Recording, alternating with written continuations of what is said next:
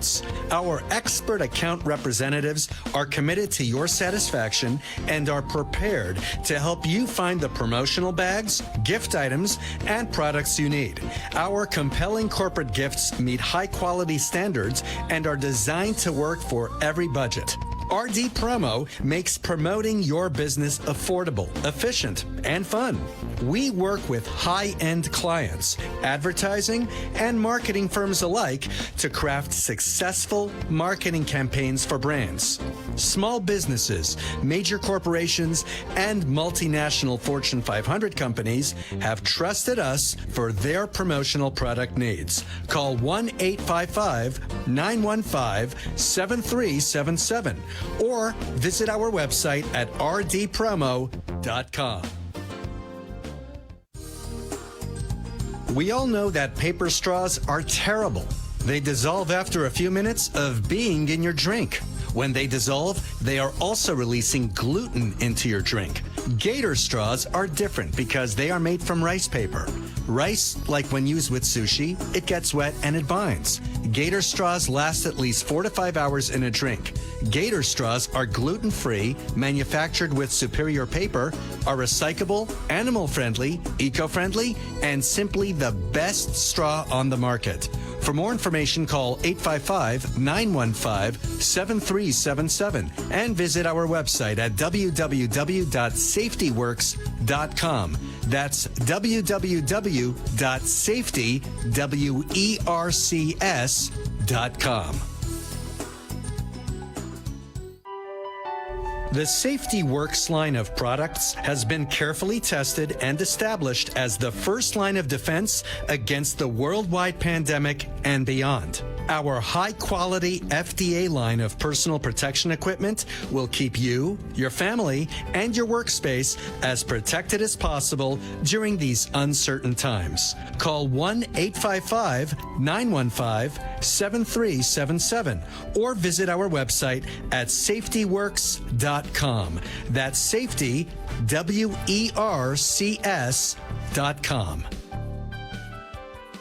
This program is furnished by amp2tv.square. The content, information, and opinions expressed during the related show are those of the show personalities and guest alone, and not those of Vic Canellis Media Group, its parent, affiliates, or stations. VCMG Live is not responsible for any content, information, or opinions expressed. User bears full responsibility for their reliance on such content, information, or opinions. Yeah, welcome to the 6th Borough Radio Show, brought to you by Power Up Radio. Joe and Denise here to talk all about Florida's do's and don'ts that take place every day in the streets of New York. So get ready to ride the A train. Next stop, Boca Raton. So what do you say we get the show started? Hi, everyone. This is Denise. And this is Joe, and we are live from Boca Raton. He's been practicing that over and over, and he's trying to make me practice that live. She's almost got it. I'm almost there. Hi, everyone. Welcome. You are now listening to the 6th Borough radio TV show. And, of course, we follow one of the greatest hits that you can hear from the 70s and 80s from the True Oldies station. And stay tuned. Don't go away. If you've been enjoying the music, we're going to take you back into the 60s and 70s and 80s as well. Thank you. And the 6th Borough, what does it really mean? Joe, we have to talk about that again. Remind our listeners, viewers, what is the 6th Borough? The 6th Borough is New York. Don't laugh at me, Freddie. New York has 5 boroughs. So originally, we called where we are the 6th Borough because there's so many damn New Yorkers here. But the way Denise is establishing it, we're making our own little city. We are. 6th Borough. And you could be from wherever you are, wherever part of the world you are, and become a member of the 6th Borough. That's right. And Freddie does the initiations for that. Yeah. You get a members only jacket. You need a mic over there, by the way. More specifically, the 6th Borough belongs to everyone, like Joe said. But what's really interesting that during COVID, now you got a bush in my the face. 6th Borough was declared by the New York Post and the Wall Street Journal as being South Florida is the 6th Borough, more specifically Boca Raton. Why is that? Well, Boca Raton is like the capital. Everyone wants to leave New York and come live in South Florida. Exactly. Why wouldn't you want to live here? We have a we have restrictions, not as much as you would of the north. We live a more freestyle life down here. Damn you right. know?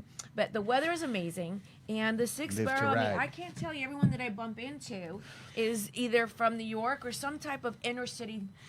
There's location. not too many native Floridians, My especially my daughter is. especially South. My kids are too. Yeah, so Yeah. it's this other generation that is. Yeah, it's a generation. I think we're last. Yeah, well, I'm from Chicago, so. That's your problem. Well, anyway, we're really happy to be here. We have a lot to talk about. We did a lot of things this week. We're talking about. Well, speaking of New York and Boca, yes, last night we were at an event in Boca. we were. A lot of New Yorkers there last night. Yes, the Power Up, the Power Up Radio team was sponsoring and hosting and talking about it for 2 weeks about the event for the Boca Raton Police Foundation. Yes. And it was an amazing event. They actually had band members from Earth, Wind, and Fire and from Chicago. Roll And they some of did those cover pictures, songs. Freddie. Oh, they were great. I mean, they were the band was incredible. I mean, I looked at Denise at one point. I go, these guys. She's gonna get mad at me.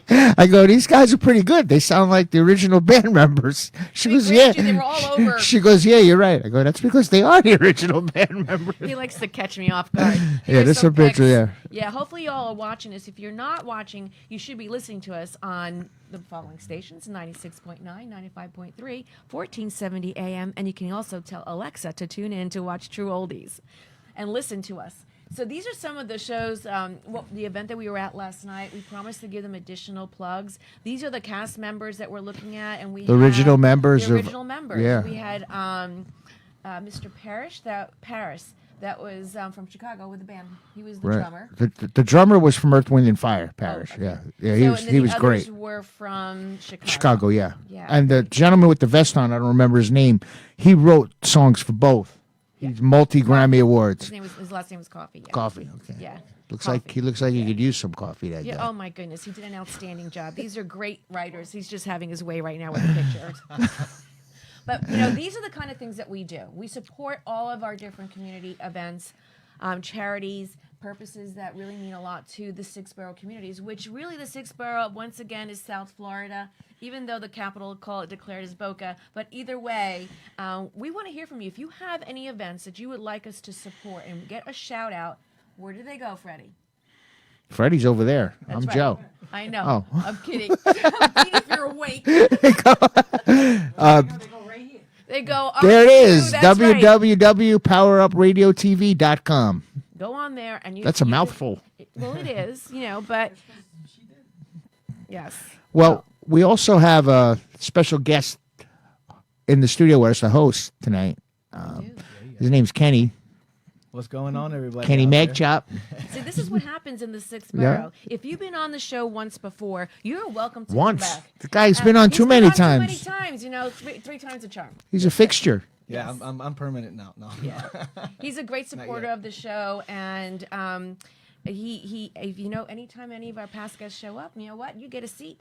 You get a hot seat. Yeah. And you can be on the show with us. But I want to go back real quick. If you have a charity, you can go onto our website. Under the tab of charities, list your charity, and we'll actually make sure that we get you on any of our calendar events, and we'll give you a shout out, maybe even have you come on board, sit in the hot seat, and we'll talk about your particular event. Because that's important to us. It really is. These things make a big difference in our Yeah, you communities. gotta have that stuff. We got to have that, yes. But last night's event was great. You looked fantastic. We got some great pics Oh, thank out you. there. You didn't look bad yourself. Why, thank you. You can catch a lot more pictures on our social media pages. And so, you know what? I was really impressed with the music. And They were great. I mean, I'm a musician, and just watching those guys jam they were good. I've been to a few of those concerts. I love them. And these They're guys exciting. are no spring chickens, and they were rocking, They get man. up there and rock And like it's they've I get never, tired they've watching them. always and it known each other. and it sounded like the studio was so clean. Yeah. Yeah, I went to a few of those. They've done them in Pompano and Boca, and Yeah. I've been to quite a few of them. It's really amazing to see these guys at their age still rocking. They all got together. Well, most of them were from Chicago. Yeah. I think the drummer was the only one, and the background singer, the guy that played the bongos, the other percussion, they were in Earth, Wind, and Fire. yeah. But I mean, it was really good. It went so fast. It was so good. Well, Yeah. we actually have, because of that partnership, which was created by United We Rock, that was the catalyst that introduced us to support the event with Alan Rose, who is a really huge philanthropist in town. And he's going to be working with us a little bit more. And so because of this last event, we've been invited to also support and be part of the media for the upcoming event they have, Beatles on the Beach. Oh, Beatles on the beach. Beatles on the Beach that's coming up, and that's going to be gonna in be the real December. So Beatles. stay tuned for that. We'll be posting, knowing more about that. Well, When that's is that? gonna- The clones. That's it's in December. Oh wow, I gotta wait Weather a long should be much time. More, yeah, the weather should be a lot more. That'd be nice on the a beach lot in more nice. December. Yes. Yes. So why what, we stay live down tuned. here. Stay tuned for more events Okay. like this. We want to hear from you. But other than that, that was one of the events that we went to. We do have to make recognition, of course, to a very big loss in our communities around the world. Yes, Queen Elizabeth. Queen Elizabeth. God May bless she her. rest in peace. She was a young 96. 96, Maron. 96 years old. God bless her. That's a lot of years. That's a lot of years. She was 7 decades. She was ruling for 7 decades. Son is next. You know how old he is? How old is he? 73. Oh wow. The new king is 73. Yep. So he- 73. It's been a long time since they had a So who's after him? No, then it becomes a jigsaw puzzle. Oh, okay. Well, I no, don't. then it would be. the coin toss. I mean, I just want to say this. It's a terrible loss to the world, but it's been all over the news. Like everything else is forgotten. Yeah, there's nothing else going on right now. That's it. I mean, Well, it's a big loss. well, This is a she was woman. loved worldwide by everyone. She's actually made some really big differences, and one of the things that she really tried to do was to keep up with their approach, like how they manage their governance and how they manage their royalty, is to keep up with the times. Right. You know, so she was really very well rounded in doing that. You know, she was in James Bond movies, a couple of them. She was in a lot of Yeah, movies. she made quick cameos in a couple of James Bond movies. Didn't Most- she knight? Yes. She knighted a couple of people. The guy from Star Trek, Sir Patrick Stewart, Yeah. She knighted, what's his name? King Elton John. Yeah, what's okay? The Rock. It's okay. It's all right. We What's his have name? we The have Rock. we have guests in the audience. We encourage shout outs from the audience. Sean Yes, Connery. of course. Sean Connery. Yeah, there he is. Connery. Sean I knew it was in Connery. there somewhere. Sir Sean Connery. Yep. I shake my head, get the BB going. You know. Yeah, she actually became queen in 1952, and she was crowned. Well, I take that back. February, she became queen. of 52. 1952, That's when and you were was born, right, crowned Freddie? In 1953. A couple of minutes before. Prince Charles is who the king is now, and then of course his descendants, which are William and Harry. William will be the next one in line, and that's the next one. In Oh, line. okay. So that's not. Yes. God bless them all. Yes, she was a great person to have in our world and experience, and she was the longest reigning monarch in Second, British history. second longest. Well, I don't know. It says here was the longest. Well, in British, but not in history. Well, Cleopatra was longer. Somebody was longer. I In know British she was the history. second in British history. All right. Yes, she celebrated 70 years on the I throne. do some research too. Okay, I'm not the Yeah, only I'm one. proud. I'm proud of her. I'm very proud. job. But be as it may, she's a big loss to our community, Yes. and it's so strange. You know, we had done a piece on the second hour show, Power Up, about the different generations and how they're named, and she was born in 1926, so she's part of Right that on. silent generation. So she's kind of like up there with respect to one of the last. Definitely seen a lot. That's She the has. thing. With the amount of things that she has seen experienced. and experienced, it's amazing. Yeah. How many years? 96. How many presidents she's been through and everything else. That she's wow. Well, yeah, she's Yeah. been through quite a bit. World I'm sure we'll leaders. see more history and more movies made about her and documentaries and so on. But look, we have a photo of her up right now on our screen. For You those should who are play the. watching. You should play her the young queen. I should play the young queen. Yeah. I don't think I fit the role in that. But yeah, she's just being totally facetious. No, Well, I'm not. well, no, I'm may not. she rest in peace. She gave us a great classy lady. Yes. That we God can bless say. her. All. Always composed. Rest always in en peace. route.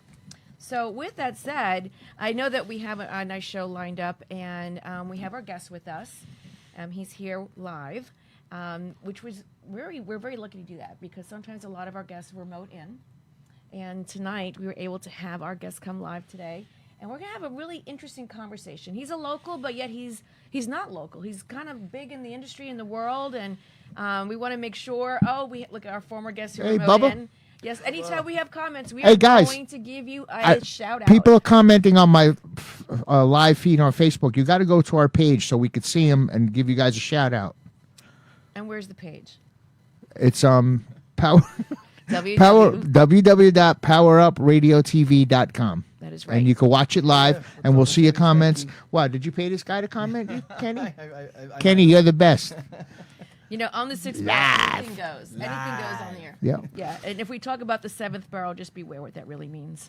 We got don't wanna another be one, double Kenny. talking. We're going to be doing this all day. Yes, we are. We're going to be doing it all day. So why don't we have our guest, Mike Sherman? Why don't you come on up and join us? Yes, right there. Ladies and gentlemen, Yes, Mr. get Mike the hot Sherman. seat going. Mike Sherman, I've actually I've met him once or twice, but not really. Probably doesn't remember me, but that's okay. He's here with me, and we're going to get to know him even more.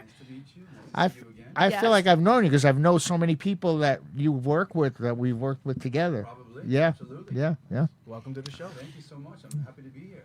Well, one thing that we know for sure, as soon as I heard that you were from New York, I am well, and that was, what borough? from the Bronx. From the Yankee Bronx. fan. That's So why I he's a like There him you go. even See, more. That's why. I'm a That's why Bronx we boy. connected. Yeah. Absolutely. I am. You and when did you move down here? I moved down to Florida in 1982. In '82. Yeah. Okay, you're Long still a time. native to New York. Yeah. No, we can never take the New York out of you. Yeah, you it's agree true. With that? Yeah, well, Yankees and Giants always, but other than that, That's the Giants beat them that year in Yeah. '82. Them. That's right. No, not the Giants. The on 82, the Dodgers beat them. Yeah, Yeah, we were up 2, and then we got Here swept we by go. 4. Fernando Here we go. Venezuela. I remember. That mofo. Winfield was had an awful week. Well, Moments between Yankee fans. Yeah. this is what I find interesting. We have to thank Sharon Pfeiffer for introducing Love Sharon. us. Sharon's a great. Sharon, you're the been on our best. show. If you're She's out there been on- listening, I love you. Thank you. Mwah. She's been on our show a few times, and she's just a great person. And you know, her being with her history of being one of the original mob wives, and, Yes. and you know, she's great on TV. Amazing. Actor, comedy now that she's doing. So Sharon, thank you so much for introducing us to a couple of the individuals that are going to be coming to be interviewed on the Sixth Borough. So I want to say we have Mike Sherman, native New York, now in Boca Raton is where you reside. Yes. And one of the things that I can certainly say, and I didn't know where to start because there was so much to talk about. And Just lay it on me, Denise. Okay. Oh boy. Oh boy. Here we go. Cut right to the chase. Starting Let's right. Get right to the Let's point. Start with Here it on the is. mic. All right, he moved to Boca Raton, Florida, to play college baseball, which is why really? now we know why he's affectionate with baseball. Mm-hmm. A graduate from Florida Atlantic FAU. Right. All right, and was casted in several movies such as Spring Break, Any Given Sunday. After college, Mike went ahead and started a successful tenure in Wall Street, which you and I have that in common. We do. We'll talk more about that in a little bit. So in 2003, you created a regional weekly magazine show Right. that was known as CBS Miami. Correct. He's making sure I'm correct. He's just checking everything off. Thank you A very lot much. of typos in that, by the way. Oh, no, it's okay. I read right through that. I was speaking in the phone. Yeah, and so in 2008, On the way home in the rain. Oh, jeez. Did you have snow boots on too? No, Okay. And so in 2008, Mike was on the cover of the Sun Sentinel's weekly magazine, city as one of the top 10. People in South Florida that kick ass. Nice. Can we? Yeah, I guess we could say that. Yeah, Yeah. of course. Say that. Yes. That's awesome. He said it, I didn't. Yes. Okay. Mike was also nominated for the Freck Award in 2010, along with the NBC anchor Trina Robinson for the Outstanding Television Host in South Florida. I do Correct. remember her. In 2015, Mike also created the Universal Media Group, a publicly traded company. We can talk more about that too. Sure. That has media verticals, which I think a total of 5 or 6 verticals. Yeah. Okay. And then from the verticals, we have the podcast to a weekly television, reality shows, and film. Correct. I don't know how you find the time to even been here. We really appreciate this. Mike Sherman, also mostly known for his weekly documentary Before the Fame, and was nominated for South Florida's Emmy. The show airs every week on Paramount Viacom broadcast television in Miami. Correct. Good job. I know. It was like, but some of the names that he sat down with, I looked at a whole bunch of them. Some of my favorites, you know, Mike Tyson, Jamie Foxx, Kim Kardashian, DJ Caleb. I had the pleasure of meeting him too. And so now you're working on some films and documentaries that will premiere in the Sundance Film Festival in 2023. Correct. All right. Did I miss anything? No, you got it all. I think we did. You So covered it all under 60 seconds. Good all job. under 60 seconds. This is And what of I all do for that a stuff, business. what's your favorite? Oh, I don't know. I mean, I do a lot of things. I'm a creative guy, but television. I've been on television in South Florida for almost 20 years, so it's been a good run. I met a lot of cool people, opened a lot of doors for me to do other endeavors, and it's been a really good, fun ride, and I'm still enjoying it, and I'm excited for the future. Well, before we continue, if anyone wants to call in, make sure you dial 888-565-1470. If you want to ask a question or comment on anything that we're talking about, if you want to ask Mike a question, myself, Joe, or even Kenny here, by all means, please do so. We want to hear from you. So remember, 888-565-1470. So back to Mike. Yes. I actually had Joe do some work and research, and which is what we do. We have to know who we're talking to. And he goes, I have some questions for him. Oh boy. Let's lay it on me. Oh, boy. Here we go. It's not really a question. It's you worked with Anna Maria Reyes. who Yes, she became- worked for me. Yeah, right. Yeah, she worked for me. She's awesome. Anna was one of my first correspondents. Same with us. Yeah. I had a lot of women that worked for me years ago that moved on to some great things. Some of them moved on to Entertainment Tonight. Some of them became news anchors at different Yeah. regions of different parts of the country. So Anna's great. I love Anna. She it was like right after you guys were done with that, she came work for me, and she was trying to get me and us to hook up. Oh, is that to right? meet and stuff, but Oh, that's great. We just got really busy, but she had nothing but great things to say. Yeah, I love Anna. and I watched your show. It's great. Thank you. It Thank you. inspired me to Thank you. to do VIP TV. Oh, thank you. Thank you. Thank you very much. It was very, very good. Thank and the media company you have is incredible. I was looking that up too. We have that picture, Oh, Freddie? we're trying. We're giving it Yes. a valiant effort, but we have a lot of stuff, and Definitely, it's just it's a work in progress. We got to go down and visit, Denise. We do. I mean, let's just say we have Before the Fame, which is the most current project. That's on right now on TV. That's been on now since 2018. It's a sit-down documentary series where I travel a lot and sit down with pretty big names in the world of sports, music, and entertainment, and we talk about their road to prominence.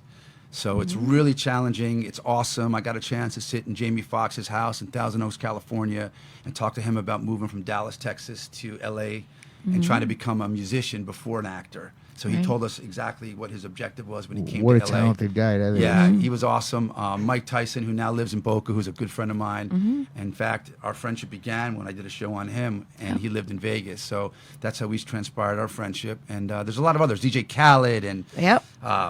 there's the Rolling Stones, Keith Richards, Ringo Starr. I mean, I sat down with some really cool guys. And I put it together on a 30-minute show each week. You can watch it on CBS on Saturday nights on My 33 at 11:30 at night. Oh, definitely gonna watch We're it. going to make sure we tune in. One of the things that we do on the show, the Sixth Borough evolved, and we just kind of let it roll, although we know that the Sixth Borough has a lot of, let's just call it, memories that we go back in time, the nostalgia of the 70s and the 80s. And we've been on a roll of actually having movie actors, those that are very well known in the industry of film and in TV series shows. So it's actually fantastic to sit down and hear the journey. Oh, it's great. Yeah, no, it's everybody has a journey. And that's the best part about the entertainment business. Everybody has a journey. Yes. Exactly. Whether you're an athlete, a musician, even behind the scenes, you had a journey. You delivered the coffee or you wrote scripts, but everybody has a great journey. And hopefully, a lot of them turn out to be really big success stories. Yes.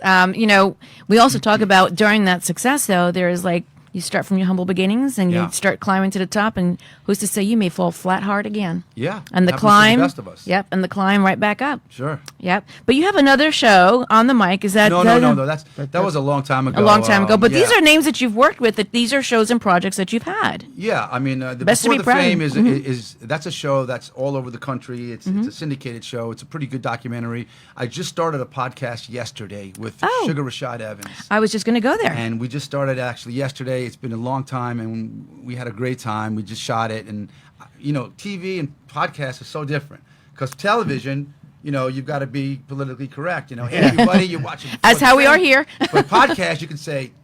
And Whatever. bleep and blop. That's and what bloop. that's what I need to be on. You can just be yourself, and I can be Mike Sherman. So and Yep. Rashad could be Rashad because he's on ESPN every Saturday doing the UFC fights. Yeah. Yep. So he has also an image to uphold. But during the podcast, just like Joe Rogan, you can just Yep. Let it all Let out. the wild, wild west come to you. I mean, it's a Air it big, out. big difference. It is. Yeah, It a very is. big difference. It is. But, I have to say, though, there's nothing like public radio. It's the original, and it is still a preferred method of listening to news and, interviews and things of that nature. True. So, but we do have our restrictions. Yeah. We really do. It's a family thing. Freddie lets us know every time. Yeah. Yes, we had encountered our issues. Right. But I have to say, tell us your journey. You're the one that's normally asking the question, so we're gonna go down your journey. My journey. Oh, Yes. well, it started just like any journey. You have an That's the idea, life. and Yeah. you write it down, and then you execute. I'm going back further. Oh, Oh boy. you want me to go back even Yeah, further? let's do this. So you were born in New York. You're from the Bronx. Yeah. All But right, I then. didn't grow up in the Bronx. I grew up in North Jersey. Oh, You know, okay. So Northwest Jersey, which is like a little suburban town in Morris County. Okay. Not much going on there. A lot of hicks and sticks, pretty much. I'm from Jersey. Oh, are you? Then you Well, probably what I know say, what I'm talking originally about. from Brooklyn, but I went I crossed the bridge, went through the tunnel, and I landed in Jersey. Yeah, For a while. When I got old enough to know, New York, then I would start going into New York at 15, 16. But for my childhood life, it was just playing sports, Okay. being outside, and just doing fun stuff. Were you inspiring to be a baseball Oh, I love professional to be player? a baseball player. I just wasn't good enough. But yeah, baseball was my, first and foremost. And then I came down here, and FAU was a D2 school at the time. So they weren't D1 like they are now, Yeah. but they were pretty prominent. And I had a chance to try it as a walk-on. So that was a lot of fun. And then I graduated school, and I endeavored into the investment banking field, like the Wall Street guys. And I did that for a while, but it really wasn't fulfilling enough. Yes. So It's a tough industry. It really is. Yeah, I mean, it wasn't tough for me. I was $1 million producer. I was one of on the top tier. So I did very well as a broker, but it still wasn't fulfilling enough because I just felt there was something else out there. I could have continued and did that if I wanted, but I just felt I wanted to create things and build stuff and just, live out my dream because you're only here for a short time. Yep. Yeah. Before you know it, man, it's game over. So you might as well do it while you can. Unless you're Queen Elizabeth. Yeah, exactly. Exactly. So let me ask you, you were saying that you were creative, you're constantly wanting to create and everything. Correct. Like that. So at the time when you were growing up, when you were playing baseball, and Yeah. you were involved in the banking and everything, where did you focus your creativity during that time? Would you go home and do artwork? Were you creating at that time? Did you think about, when did you really let the creative part start really coming out and taking over? Probably when I was a male stripper at 18 years old. Okay. Okay. I didn't see that in the notes. Did not see that Wait, coming. do we have pictures? I had to let Freddie, you know. I knew that there I wanted to dance and be naked. And then it all I didn't came get to me. You didn't tell me about those photos. Of course not. He was like, I got an idea. You got to be on TV. No. Anyway, my life has been, a roller coaster. I've done a lot of fun things, but I knew I always wanted to do something creative, and I wanted to entertain. I wanted people to say, "Oh, wow, this is great," or "This is cool," or something like that. So, ideas come to me every day. I'm thinking about something different. I have somebody in the studio right now that we're going to be creating something new in about a month or so. So I always have ideas. And I'm not afraid to throw it at the wall. And if it fails, I don't care if it fails, because adversity to me is the gotta biggest try it. success. Yeah. Yep. Yeah, exactly. So say that that's again. my attitude. I keep on going. I keep on plugging away, and the walls could be coming down, but it's not going to stop me.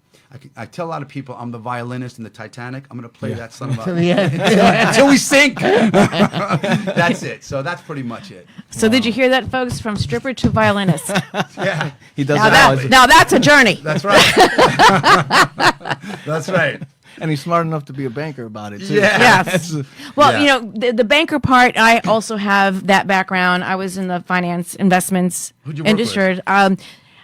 So I worked with the big Wall Street, and I was with Merrill Lynch, Okay. TD Wealth. I was more in the wealth department. Okay. And pursued all those licenses and whatnot. Had good. had a real good long run, but like you, it just didn't feel right. No.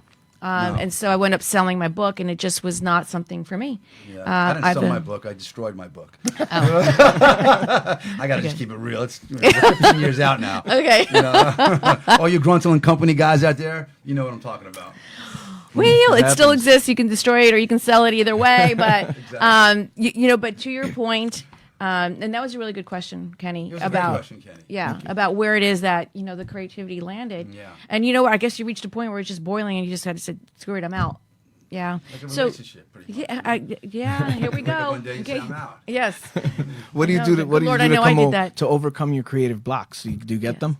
Yeah, of course, man. I mean, you have high highs and low lows. I mean, this entertainment is a very tough business. Yes, Yes, it it is. is. You're going to have your great times, and you're going to have some, bad times. I mean, even the best of the best. I mean, you go to Hollywood, and you're here today, and you're gone tomorrow. You got to constantly reinvent yourself. I mean, it's not an easy thing. Unless you're a Brad Pitt or a Tom Cruise, you got millions of talented people, from So writers many. to directors, Yeah. producers, actors that are out of jobs, and just not enough of them. And there's always somebody coming up who's the next big thing. Yeah. Yeah. Some USC graduate in film, or some writer from Cornell. I mean, but that's what makes it good also, because it gives everybody an opportunity. And now it's more of an equal playing field than ever before. Yeah. Because you've got kids now that are 22, 23 that are just so creative that come out of nowhere, and they create these different, concepts, Instagrams and Yeah. websites and shows. I mean, it's great. Good for them. I'm happy for all of them.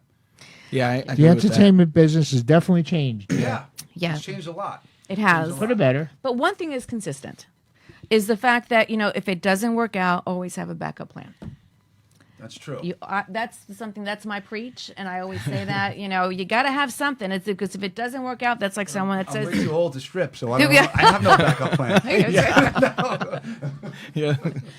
well, Something- but either way, at this point though, a great message though. So with the respect to really squeezing out the creative juices and taking the leap. Right. Taking the leap of faith that you're going to jump into it. Right. You've auditioned and you just landed just without even really exactly trying. So it happens that way, but then Yeah. it happens with someone that it'll take how many times to make at least one callback. I was on a lot of auditions after that, though. After I got my first part, there's a lot of auditions after that. Yeah, there's a lot. Yeah, I mean, And at my age now, I'm getting back into it. You are. He's I'm getting back getting into it, never folks. too old. Yeah. You're never too No, old. I mean, like there's- that. there's some great success stories. I talk about it all the time, but I'm blessed to be part of what I was part of. It's like this cult movie that never goes away. I mean, everywhere I go, it follows me, and we have these signings, we have these meet and greets. It's like, dude, that was 40 years ago. It was an iconic movie. Yeah, it was iconic. He's 100% right. I have a friend of mine. His name is Jalel White. I don't know if you know who that is. Maybe you do Yeah. know who that is.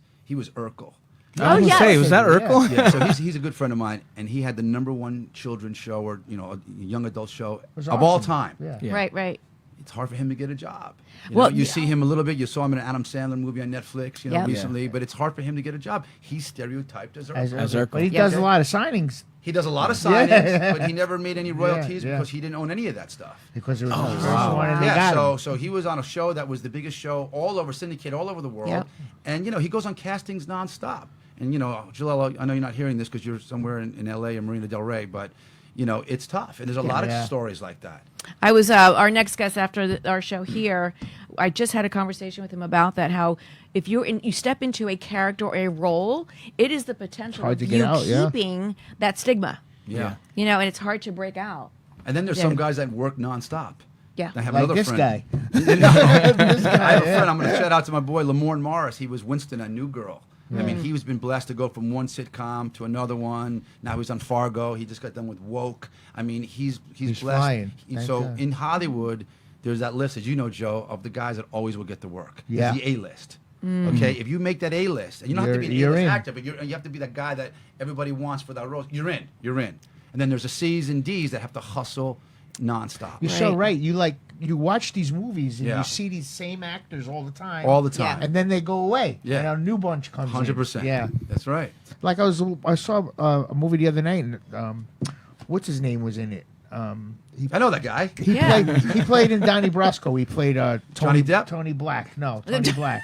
Not Johnny. Michael Madsen. Oh, he's great. He was in a Oh, ton yeah. of movies. Yeah, And well, then, yeah, Then yeah. I saw. And then He had some alcohol issues and some drug problems. Then I saw him as an older guy in Yeah. a show the other night. I go, wow, there he is. I haven't seen that guy in a while. See, guys like that are phenomenal actors. Yeah. I mean, they're I amazing. love that guy. He's a great actor. Yeah, Put him in Reservoir anything, Dogs. But it's all a matter of that director and producer wanting him to be in that movie. Right. You know what Exactly. I mean? Oh, I know that. These guys are absolutely amazing. You watch, like, Angel Dice Clay's a phenomenal actor. Yeah. He was in A Star Is Born. Yeah. But Yeah. a lot of people don't want to put him in because Because he's got that name. he's out of his mind.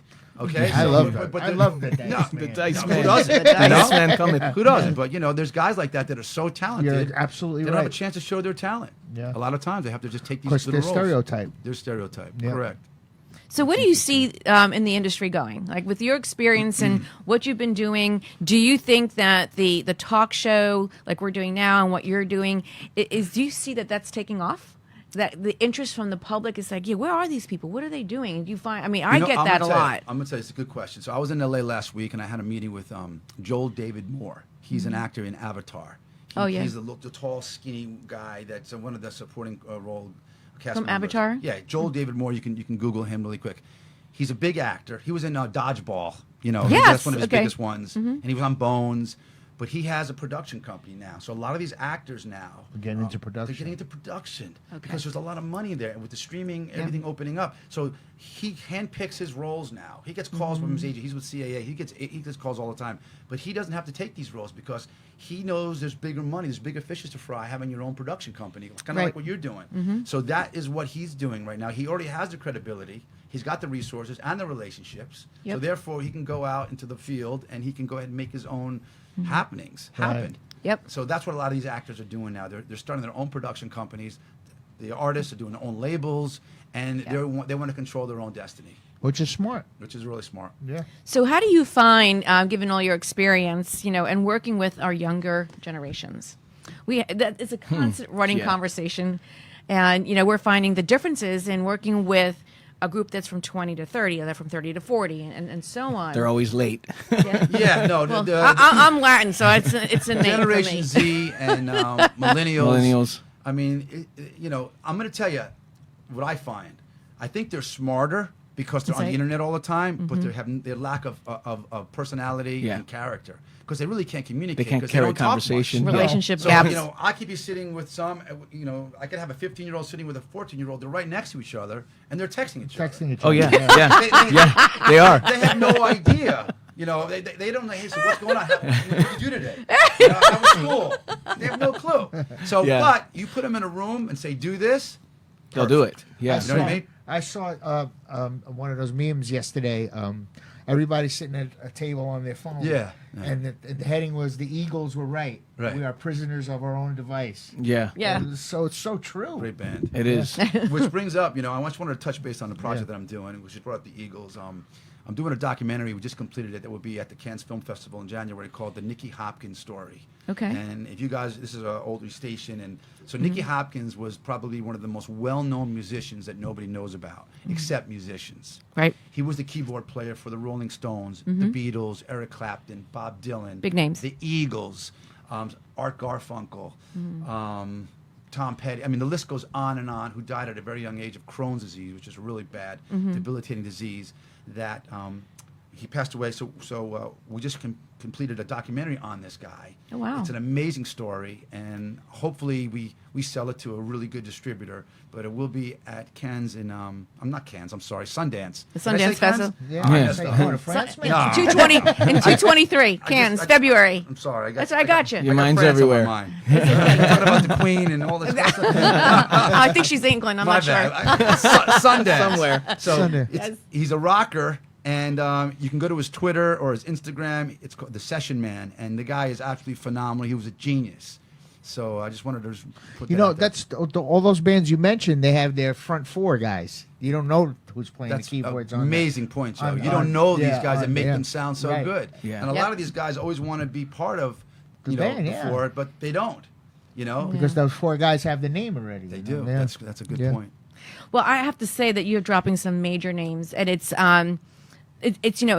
your passion. I think it's really making a very big difference with respect to what you're doing. And if you don't have that, I think that's a gap for a lot Mike, of people. did you ever do like public speaking? Like you should do that. I know everybody says that. You really Everybody- should. everybody You got says me that. pumped over here, man. I'm a pump. Well, that's my broker days. Yeah. I was like, Got me pumped Jordan up Belfort here. and me came from the same. Yeah. Other he was a bad guy and I'm a good guy. Yeah. But no, I always like getting up in front of people. I do Right. some public speaking. I should do more of it. You should. There's no question about it. Yeah. I'm a good motivator and getting them out there and pumped up. Yeah. That's the athlete. You got in me going again. You know. I don't like losing. If we're down, eat a bottle of 9-10-1. Come on, boys.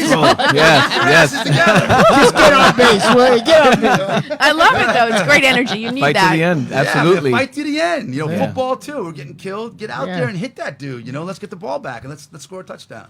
Yeah. So that's my attitude in life. I gotta Yeah. just keep Good on attitude. going. Great attitude. 100%. Yeah. You know, that's true. That's how, when I started my business, that's what I became like a yes man. You have to be. And I would just say yes to people. They asked me something, and I would say, yes, I could do that. That's how I created my swimwear line. When I did Miami Swim Week, it was because somebody said, hey, can you make your artwork into a You know bathing suit? Lila And I was like, Nicole? yeah. Lila Nicole? Yeah. She has a swim week too. She does a lot. So Oh, nice. I worked with Planet Fashion TV with Celia. Oh yeah. Yeah. Oh I yeah, worked with her a yeah. lot, Yeah, she's So, cool. We're having Yeah, a she's personal really moment here. Kenny? But Kenny's the back to what man. you said, you're 100% correct. You know, you have to, and the common denominator I found Yes. out, all these celebrities that I sit with, you know, how they became famous, is they had that same attitude. They saw a vision, and they just didn't let anything come between, get in the way of that vision. Yeah. You Let me know? sum that up. It's discipline. It You're takes right. discipline. That's yeah. the magic word. The big Discipline. D. Yes. Yes. But dream I'm big. sorry, I'm big D. But no, the big discipline. That's the word that you have That to is run true. with. And stop. Shaking his head. Goodness grief. I'm the only female here, obviously, with a set of brains. Is that what it is? Yeah. Yes. Alrighty, but back to what we were saying. Discipline is the key word. And Yes. anything in a passion, right? I agree. in this Go big particular or go home, right? Oh yeah, absolutely. I agree with that. And so much messaging is to be said with what we're talking about, but I have to stop and pause and recognize our sponsors, if you don't mind. No, We're I going to don't go mind to at a quick all. commercial, Mr. Freddie over there. Let's go to commercial so we can actually Time out. recognize our sponsors real quick. Pictures and stuff, videos, you forgot.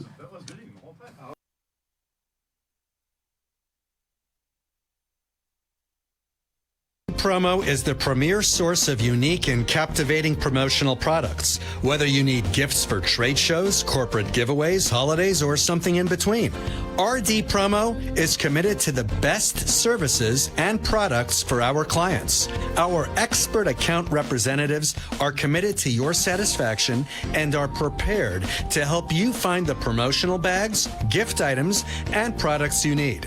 Our compelling corporate gifts meet high-quality standards and are designed to work for every budget. RD Promo makes promoting your business affordable, efficient, and fun. We work with high-end clients, advertising, and marketing firms alike to craft successful marketing campaigns for brands. Small businesses, major corporations, and multinational Fortune 500 companies have trusted us for their promotional product needs. Call 1-855-915-7377 or visit our website at rdpromo.com. We all know that paper straws are terrible. They dissolve after a few minutes of being in your drink. When they dissolve, they are also releasing gluten into your drink. Gator straws are different because they are made from rice paper. Rice, like when used with sushi, it gets wet and it binds. Gator straws last at least 4 to 5 hours in a drink. Gator straws are gluten-free, manufactured with superior paper, are recyclable, animal-friendly, eco-friendly, and simply the best straw on the market.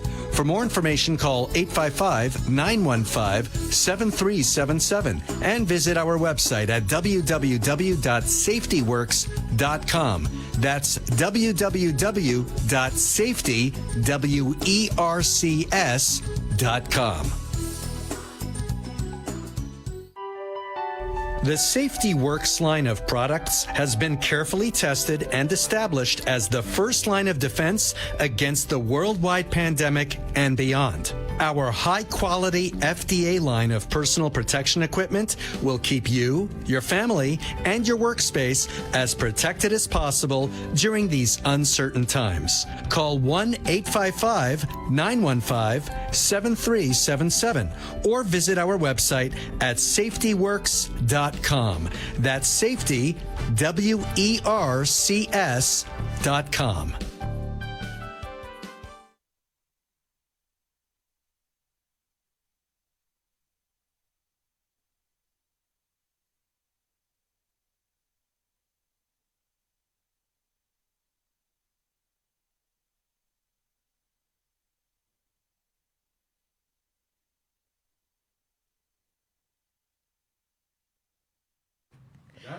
And so we're back, everyone.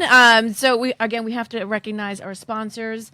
We want to make sure that we RD go ahead, you go for it. RD Promo and Sourcing, the premier promotional items for your business company. Whatever you need with your name on it. What are these guys? They're the best. RD Sourcing and Promo. And Safety Works, all natural cleaning products, safe for you, environment, gloves, anything you need, all natural made. And the last is Oh, the best. The best. Go ahead, Gator you say it. straws. Gator paper straws. Everybody's switching to paper straws now. We're going to have to in Florida soon. It's going to be the law as of January. No more plastic straws. So, and if you guys have used paper straws, they really do. They're terrible. But Gator straws, they're strong. They last in the water, and they suck the best. That's what I heard. No, yep, that's exactly what it is. It's a lot of fun. So, again, thanks to our sponsors. We want to make sure everyone knows that without them, we are not putting ourselves out here to give you the entertainment that hopefully you are enjoying. So we are with Mike Sherman, who is our guest right now, and giving us some really great insights in his Great career. stuff. And and a lot of challenges in being in the industry, in film and production, and crossing over from one career to the next. I think that was stripping to You're bringing it up again. Stripping to Wall Street? Wall Street. It's the same thing. You're putting yourself out there. Paint stripping. And then from there, crossing over into the media world, where Right. he's produced and been an actor himself, producer, director, writer, filmmaker, doing everything across the board that I think so many people would love to have the opportunity to do, and you are doing it. Thank you so much, Denise. I appreciate it. You know, it's a work in progress, and I just try to stay humble. And you know, it's just the beginning. I think there's a lot for me to accomplish, and I'm looking forward to the challenge. So now what's going to be the next chapter? Oh, the next chapter. Well, this Yeah. documentary is pretty exciting for me. I do have a reality show that I can't talk about too much with a huge Hollywood producer. I can tell you his name, Larry Kasanoff. Okay, I know the name. He did. His last thing was Mortal Kombat on HBO last year, but he did True Lies, The Terminator, Spider-Man, Platoon back in the 80s. Some big names. And he's going to be producing this new project that we're filming actually on Miami Beach. Nice. And I can tell you the name is called Stunnin' and Sobe. Stun it and so be. Stunnin'. S-T-U-N-N. I like it. Stunning. Stunnin' and Sobe. And it's a show that will cater to the new generation. Oh, You know, nice. these influencers, these beautiful girls that are, you know, that Oh. that all Yeah. our ex-boyfriends and fathers are looking at, you know, 24/7. That are dating Maybe, the fathers. maybe. So it's a new project, and I have one of the executive producers with me in the studio, Rourke Smith. That's going to be part of it, and you know, so that's a fun one. And We got just a keep on- comment. I think it's for you, Mike. Uh-oh. Love this. Anita Lawson. Living dreams is so important. Thank you, Yes, Anita. it is. Thank you, Anita. Appreciate it. Well All right, said, Tita. Anita. Thank you Great for doing energy. that. Thank you very much. Thank I you. appreciate Definitely. it. Yeah. So this is up and coming project. Yes, this is going to be shot very soon in Miami. We don't have a film fund here in Miami yet, although there is a lot of good projects. But you know, we're going to film it here in Miami. We're shooting a pilot here. Okay. Nice. You know, I want to touch on something. Sure. And we have not talked about this at all. And it's around how does one raise money for a movie? Well, that's a great question. And let's talk about it for a couple seconds. All right, here. sure. So Yeah. that's where my background in finance comes in handy. You know, I was a Wall Street guy, so I learned to put together different platforms where you can enable your investors to have some type of exit strategy just in case it doesn't work out, which 99% of the time these movies, you know, they don't even go to production. You know, it's very speculative, and they're all ideas. But if you have a big name behind you, a big director or producer, most likely you have a production company to come in and they'll do the financing. Okay. But you're still going to need the initial seed money to get it started. So how I do it is, you know, we're a public company, Universal Media Group, Inc. We trade UMGP as our symbol. And whenever we have a project, we go to different private equity guys, high net worth individuals, and we'll raise capital for that project, and we'll give them, you know, some shares and also a piece of the project. So, Okay. you know, they're covered on both sides of the coin. So is this a fund where? No, it's a public company, just like any other public company, like a Disney or a Viacom. We're just Okay. on, you know, we're a smaller company. We're on the micro caps, but we have a lot of great things happening, and Yep. hopefully, you know, we have a big end zone, and all of our shareholders will benefit in the end. And how many movies are in let's say in the fund or in the pipeline of interest on an ongoing average? And what are the size of the projects so that the audience can hear that the size of these projects are typically either you're working with or the scope of what we're talking about? Okay, so with the Nicky Hopkins, The Session Man, okay, that I came in as a 25% producer on that project. Okay. That project was about $1 million, okay, to put together. And then our goal is to sell it in the Sundance Film Festival to a big distributor. Okay, a Sony, a Lionsgate, something like that, and then we would work it out. So I would raise capital, and then the group out of London, they raise capital. So it wasn't a big budget. Okay. However, on these other projects, small films, anywhere from $3 to $5 million. Okay. And I'd come in and raise the initial maybe $1 million, and then they would raise $1 million, and then they'd take it to a finance company like Co-America Bank, and they would fund the rest of it. So it's all it's a formula that I'm starting to learn right now because I've always been doing more smaller projects. Oh. But the more I frequent to LA and sit down with different production See how it's companies, starting to go, they're showing me how it's done, Yeah. and it's a learning. It's a work in progress. It's a learning in progress. So that's Wow. what I'm doing. So I'm staying with what I know my wheelhouse, and hopefully within the next couple of years I can be doing some really big features, big movies. So, this is really aspiring in the sense that, how many kids really know this? Parents, like, we watch movies all day long. Yeah. And you often have to think to yourself, probably they don't think about it. We can talk about it here. Right. It's like, how much does it take to make a movie? Yeah. And what is involved in making it? But first of all, if you don't have money, you're not doing anything. When you get honey. You can have concept, but you're not going to go anywhere and make it happen. And I think so that's true. the side of it a lot of people don't get to hear. That's right. The the real struggle, the hustle that it takes, the relationships you have to build to be able to get to to be able to get your hustle going. Right. What part of it do you like most as far as do you like being more in front of the camera or behind the camera doing the I production love being side? in front of the camera. Easy answer. Like you don't. I'm Mike Sherman. Eyes on me, baby. What kind of question was that? Listen, there's some people that will say the latter. In the woods. but you know what? But back to the movies. There's a lot of movies that get made, but what you're saying is making a lot of sense. Yeah. You have the exit strategy, and Yeah. you also have to have the distribution end. That's so important. That's the key. Yeah. That's what I Yeah. call the X factor. You can Yeah. make the coolest stuff, but if you don't have that distribution, Right. you can make that car, but if you don't have a dealership selling it, you're going to hold that car 'Cause forever. there's so many Right. movies out there that people And there's so many so movies, so you have to do a lot of relationship stuff. You got to go to a lot of different events, and you got to rub noses with a lot of these guys. And LinkedIn is great too. Yeah. LinkedIn. You just go to TV production and you just send out little basic hello emails. Hey, I'm so and so. Yeah. I live in South Florida. They I'm a answer. producer. I'm a director. From time to time, I'd love to just reach out to you and keep an open line of communication up Yeah. and down the road, like my old broker days. Yeah. You know what I mean? And sometimes 9 out of 10 they're going to say go whatever. It's great how the broker and the entertainment part. it's very true. Work together. That's why I asked, because I was thinking of this. He gets so excited talking about that part that I'm like, I can't imagine him making a trade. Your energy goes so high My when you're energy talking was off about the roof. creating that I'm like, well, maybe that it's very part of funny it you say might that be. because the manager of my office when I first started out, we had like a big bullpen, like in Boiler Room, and he used to put me in the middle, and I was a big producer, so I deserved my. If you did pretty good, you got your own office. Right, the on corner. on The corner. on the corner. You were the guy. So I wanted my own office. He said, Mike, I got to keep you in the middle because everybody feeds off of your energy. If I take you out of the pen, he goes, everybody's going to be just doing the regular. I need your crazy energy out there. So Yeah, we so need my- you to stay on the show more longer. Yeah, you got to have crazy energy. Yeah. Yeah, either they were sitting there saying, "Oh God, he's doing it again. Tell him to go away." Pretty much. Oh yeah, I was. Yeah, either you loved it or you didn't. Well, you've had quite an interesting journey so far. I can't imagine how much more it's going to unfold and even better. You have aspirations and still continue. You know what? If you don't have the discipline and the aspiration and the desire and the passion, what do you think? It's not going to happen. You got to keep on coming. That's it. Just Can't give up. Don't give cannot up. give Keep up. on Yep. coming. Yep. Yeah. That's right. You got to keep that train rolling and constantly moving. And, the stuff that you've talked about, I'm glad that we touched on because there are topics that we have not mentioned before.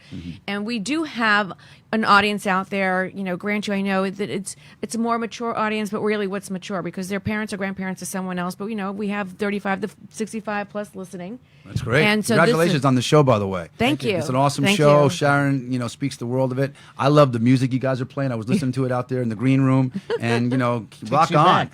Takes me back, man. Like my old Nice. Michael Jackson, Jackson 5 days, Donny Osmond. Be careful, you're aging yourself. It's all right. It's all right. But it was a pleasure having you on the show. And Yes. I would love you to come back again. Yeah, Anything absolutely. you got going on, it's open for you. Yeah, anytime Joe, to I come really back. appreciate it. Yeah, really Paisan, great to meet it's you. good. I'll tell all the boys back home that you said what's up. That's who he sounds like. A little bit of Stallone. I hear a little bit of Stallone in there somewhere. And Freddie, Yeah, I get that. Freddie told me the joke you hit him with when he came in. I did. Yeah.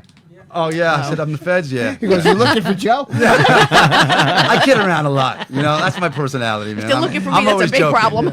People either like it or they don't. But we want to come visit you at the studio. Oh, Yes. for sure, man. Yes, we'd love Absolutely. to have that visit. Yeah, for sure. And it's a pleasure here, and keep on doing your thing. And I want to thank all of you guys. Thank you sir. for coming on. Thank We you really very much. appreciate it. You've given us some really great nuggets of different things to think about, our audience to really like, wow, I didn't know that. Entertainment. That's what we're all about. 100%. You know, old school OG stuff. That's and right. Bring in some of that fun Yes. and some of that great stuff. And, Hard work, dedication, and a lot of fun. Yeah. Yes. And your listeners are in South Florida? Yeah. Yes, they are. So tune into my television show tomorrow night on My 33 at 11:30. Yep. It's on Kayla Harrison, PFL champion, who is a beast of a fighter, and she had a hell of a journey getting to where she is. So we're gonna watch tune in that. for sure. Nice. Absolutely. Nice. Absolutely. Again, thanks so much for coming on. My pleasure, Denise. It's been a great pleasure having you here. Your passion, your energy. Yeah. Great to meet We're you. pumped for the Exactly. next hour. We're pumped. Stay do tuned, it. everyone. We will be moving into the Power Up Hour, and we will be having Robert Lasardo that's going to be joining us, that has been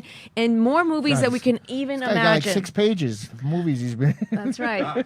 Yes. And Great. stay tuned, because he's going to share with us his journey and where he is today and all of his messaging. And he's been in like 84 movies, and I can't tell you how many movies he's been in, but for those of you that don't know, I'm sorry, he's been in 71 films and 28 TV shows, and he's written 3 books and is a poet. And he didn't know it. That's right. Yeah, this is yes, that's right. The upcoming Kenny's movie, in the The movie Squad. with him. And this is someone that I've watched, and he was on a show called Nip Tuck. Yes. And he played Played the a villain. very, very That was a great show. a villain role, and it was really intense. He always plays the I villain. liked him in the movie So Dirty. we're going to talk about that, like we just mentioned, about good, being in awesome. character and trying to break out of it. But again, thank you so much for being here, and Thanks, stay tuned, Mike. everyone. We'll meet you back here. Stay tuned.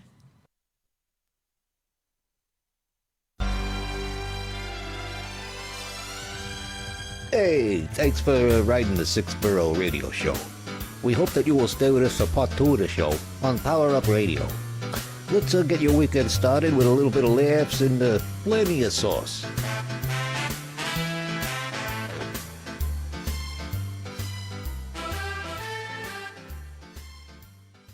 The opinions expressed on the preceding sponsored program were strictly those of its host, guests, and callers, and not necessarily those of this station, its staff, management, or sponsors.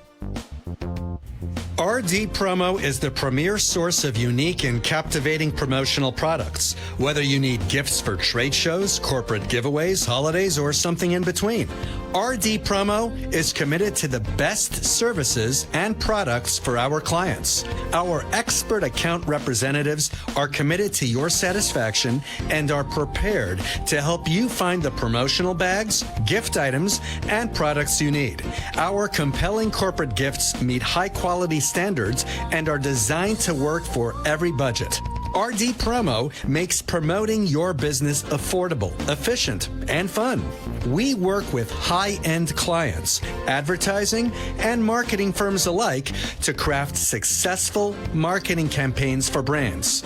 Small businesses, major corporations, and multinational Fortune 500 companies have trusted us for their promotional product needs. Call 1-855-915-7377 or visit our website at rdpromo.com.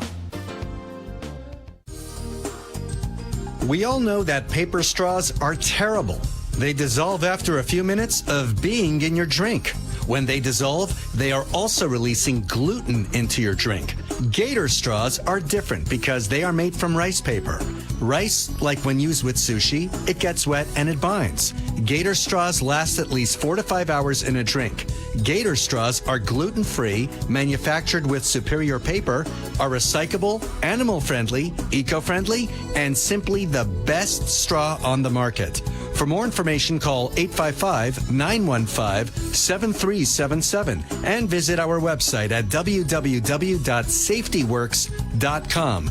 That's www.safetywercs.com.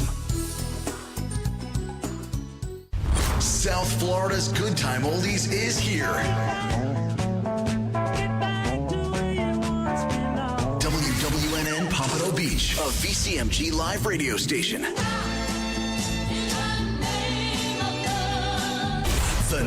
Oldies 95.3 and 96.9.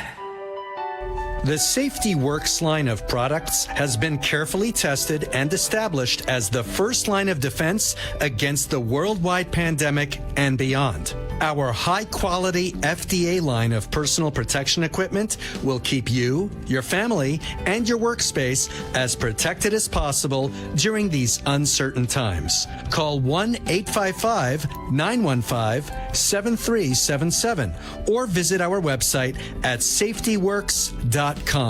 That's safety, WERCS.com. This program is furnished by amp2tv.square. The content, information, and opinions expressed during the related show are those of the show personalities and guests alone, and not those of Vic Canellis Media Group, its parent, affiliates, or stations. VCMG Live is not responsible for any content, information, or opinions expressed. User bears full responsibility for their reliance on such content, information, or opinions. Let's get your weekend started on Fridays with your one and only new host, Denise. Bringing you amped, raw, and fun energy to entertain as you end your week to welcome your weekend. Denise will bring new friends, celebrities, entrepreneurs, topic experts, musicians, foodies, local events, news, and much more to educate, celebrate, motivate, relax, and relate. As she says, let's make your mess your message. So let's get this party started. Here's Denise. Hi, everyone, and welcome to the Power Up Hour, the second part of our 2-hour show for Power Up Radio TV. And what a great first half segment we the had. The energy that guy had. That guy Mike had Sherman. Ooh, we had Thank you, Mike Mike. Sherman. Oh, Yes. Yes, a local for us, but a native from New York, so he's a right fit in and a shoe fit for the sixth guru borough. in the entertainment business. A guru in the entertainment business. Yes. Quite big story. So if you've missed that segment, you can certainly go back and catch it on the actual website, www.powerupradiotv.com, or you can go to Facebook and watch a live stream through there as well if you've missed the first show. Some great nuggets of inspiration, education about the movie and film industry, breaking out the money part, how you raise money, and then also being from, in high school, going into the Wall Street world and cutting that loose and moving into media. That was some really great entertainment piece there. So I encourage you to go back and watch Mike Sherman, guys. And I want to give the website another push because my partner here did a great job getting it together. And, you guys got to take a look at this thing. It's really, really quite impressive. The actual website, I'm very, very Makes proud us look of. like we know what we're doing, actually. No, it's real hardcore. And, that No, website. it's not hardcore. Not that kind of hardcore. Well, no. Yes, okay, I'll rephrase. Now everybody's going to it. That's it. No, the website is really to encompass what we do here at Power Up Radio TV. We are going to be launching a Power Up Media company and creating a digital city. And so we're going to be helping our anyone that is becoming part of the community for Power Up Radio TV. We want to make sure that we can keep you as informed as possible. What is it again? Tell everybody. It is www.powerupradiotv.com.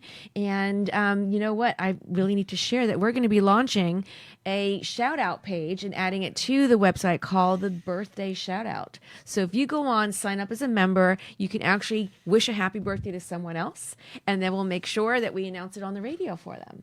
Yes. I mean, if you're in South Florida and you're in the entertainment industry, you should be on their page. Yes, thank you. you. Real talk.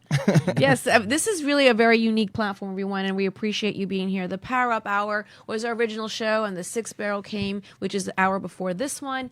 And the Power Up Hour actually has its own personality where we talk about the comeback story. And we've had so many comeback stories. That's where you started. That's where I Joe started. was on the Power Up Hour, and then hence did such a great job, came back, and then the Sixth Borough came to be, and now he is the host as well with me on the Sixth Borough. So we just put that all together. The way I've just been watching this grow is it just blows my mind. It's like it seems like we just started. We've been doing this since April now, and it's I look so forward to Friday coming here, and Denise having all of her little cheat sheets for me, and she works 24/7. She works really hard.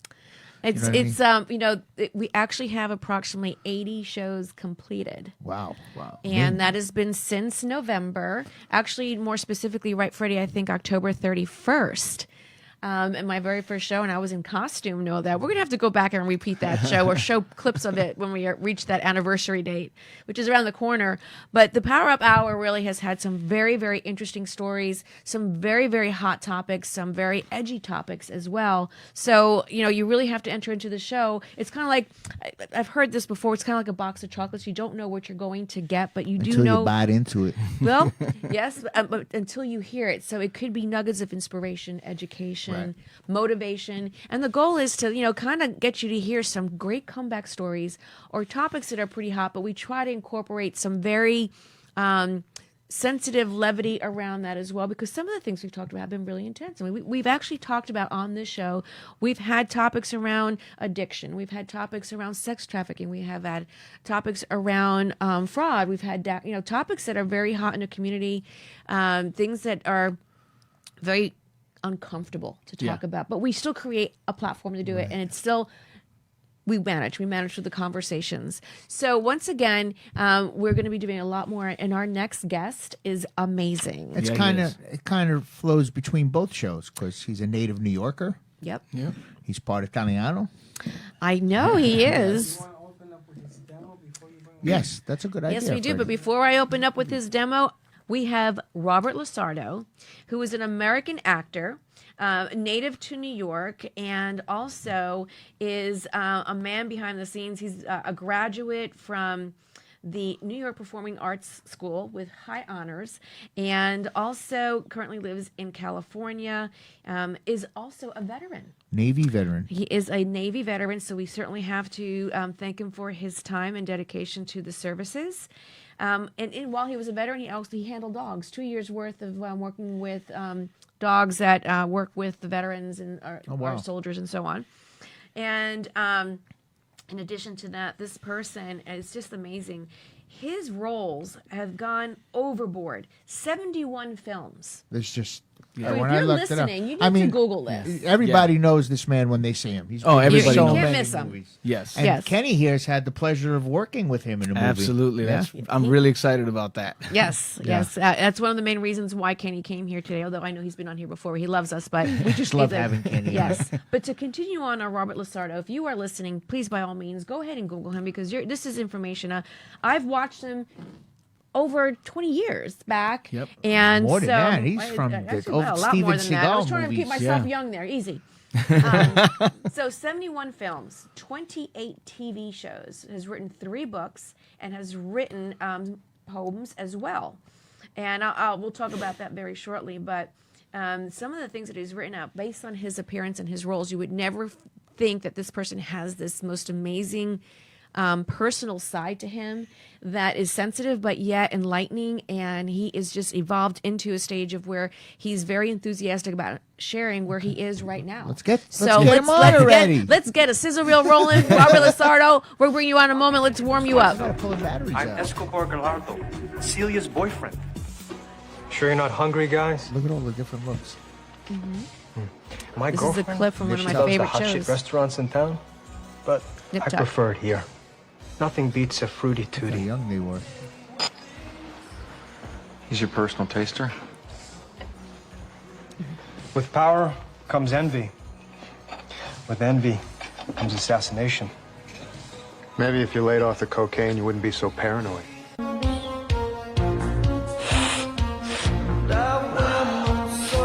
Mira, bro. Old school. Now, don't you miss the 80s, man?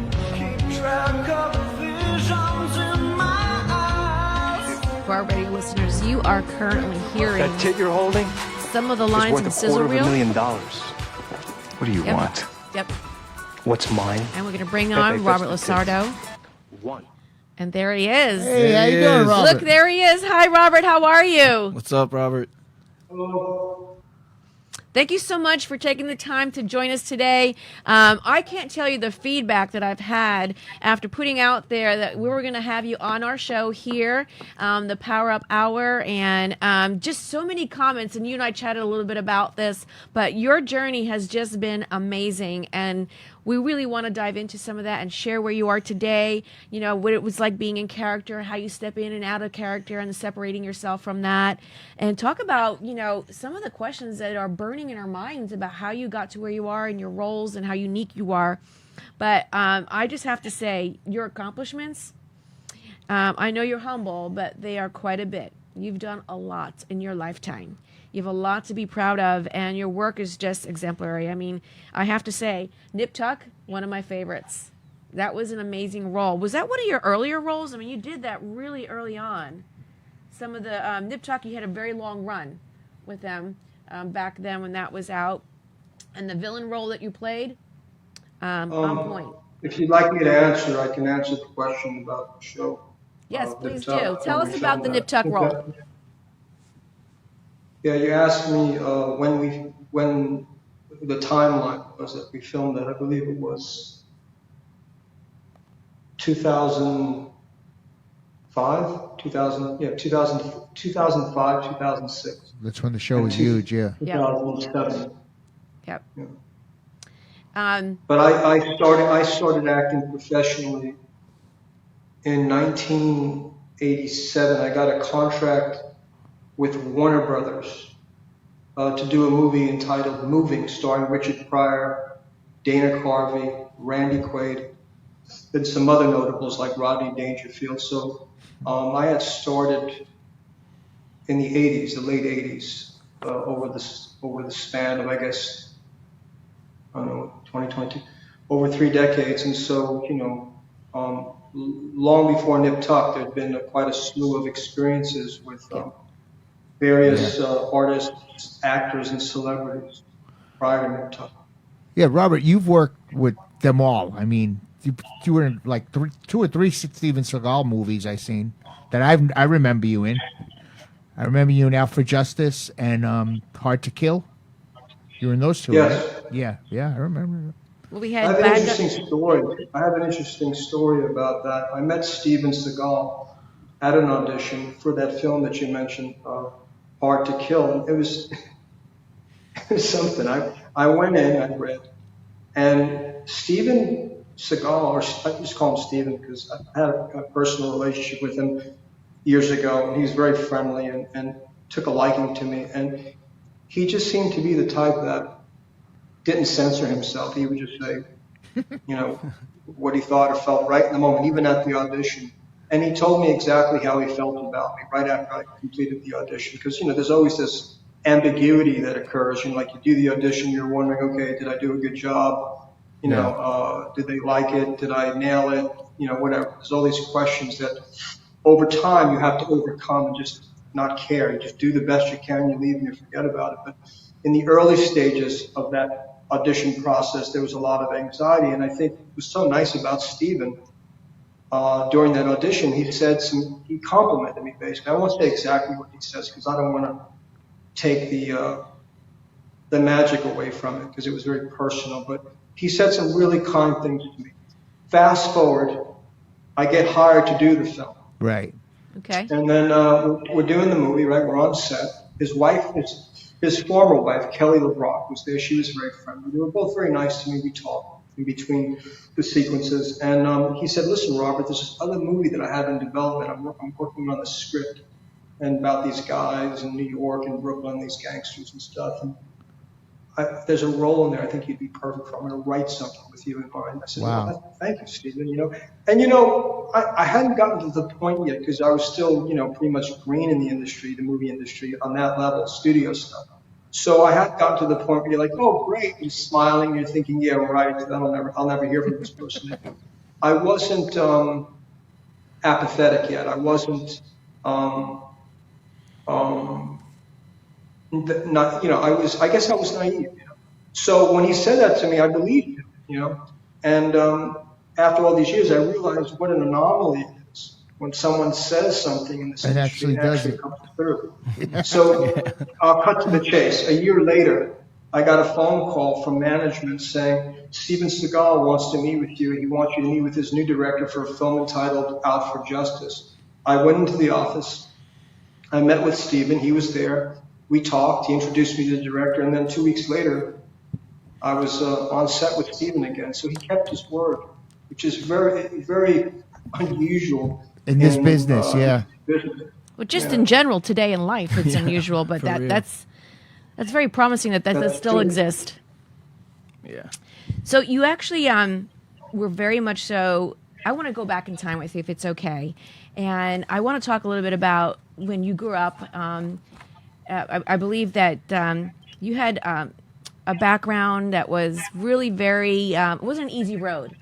But what's most amazing is that, you were like many of us who were latchkey kids, and, whether or not you're part of some circle of being raised outside of your traditional family group, but you actually managed to graduate with high honors from the New York School of, the High School of Performing Arts. And then you did very well. You pushed through. You really, really pushed through. You didn't let DNA make it be part of who you were to wind up in one spot. You pushed through to your destiny of what you wanted. And that's a great example to talk about. And I really want to hear from you a nugget or two about what was the constant push to make you go beyond and stay in the lane to where you are today. Like back then, tell us what it was for you. I think the answer is pretty primal and basic, at least, from my point of view. Death. I saw my death coming. You were involved in some pretty so I had to make type a decision I had to make a decision whether or not I wanted to live or die. Because a lot of my friends were killed or made decisions that placed them in circumstance where they lost their freedom, their minds. So I felt, for whatever reason, this kind of gravity field, this pull, magnetic kind of feeling toward a certain tendency. I don't know where I got it. And I knew it was destructive. And I looked at it for a while. And certain experiences manifested around it that were not heroic.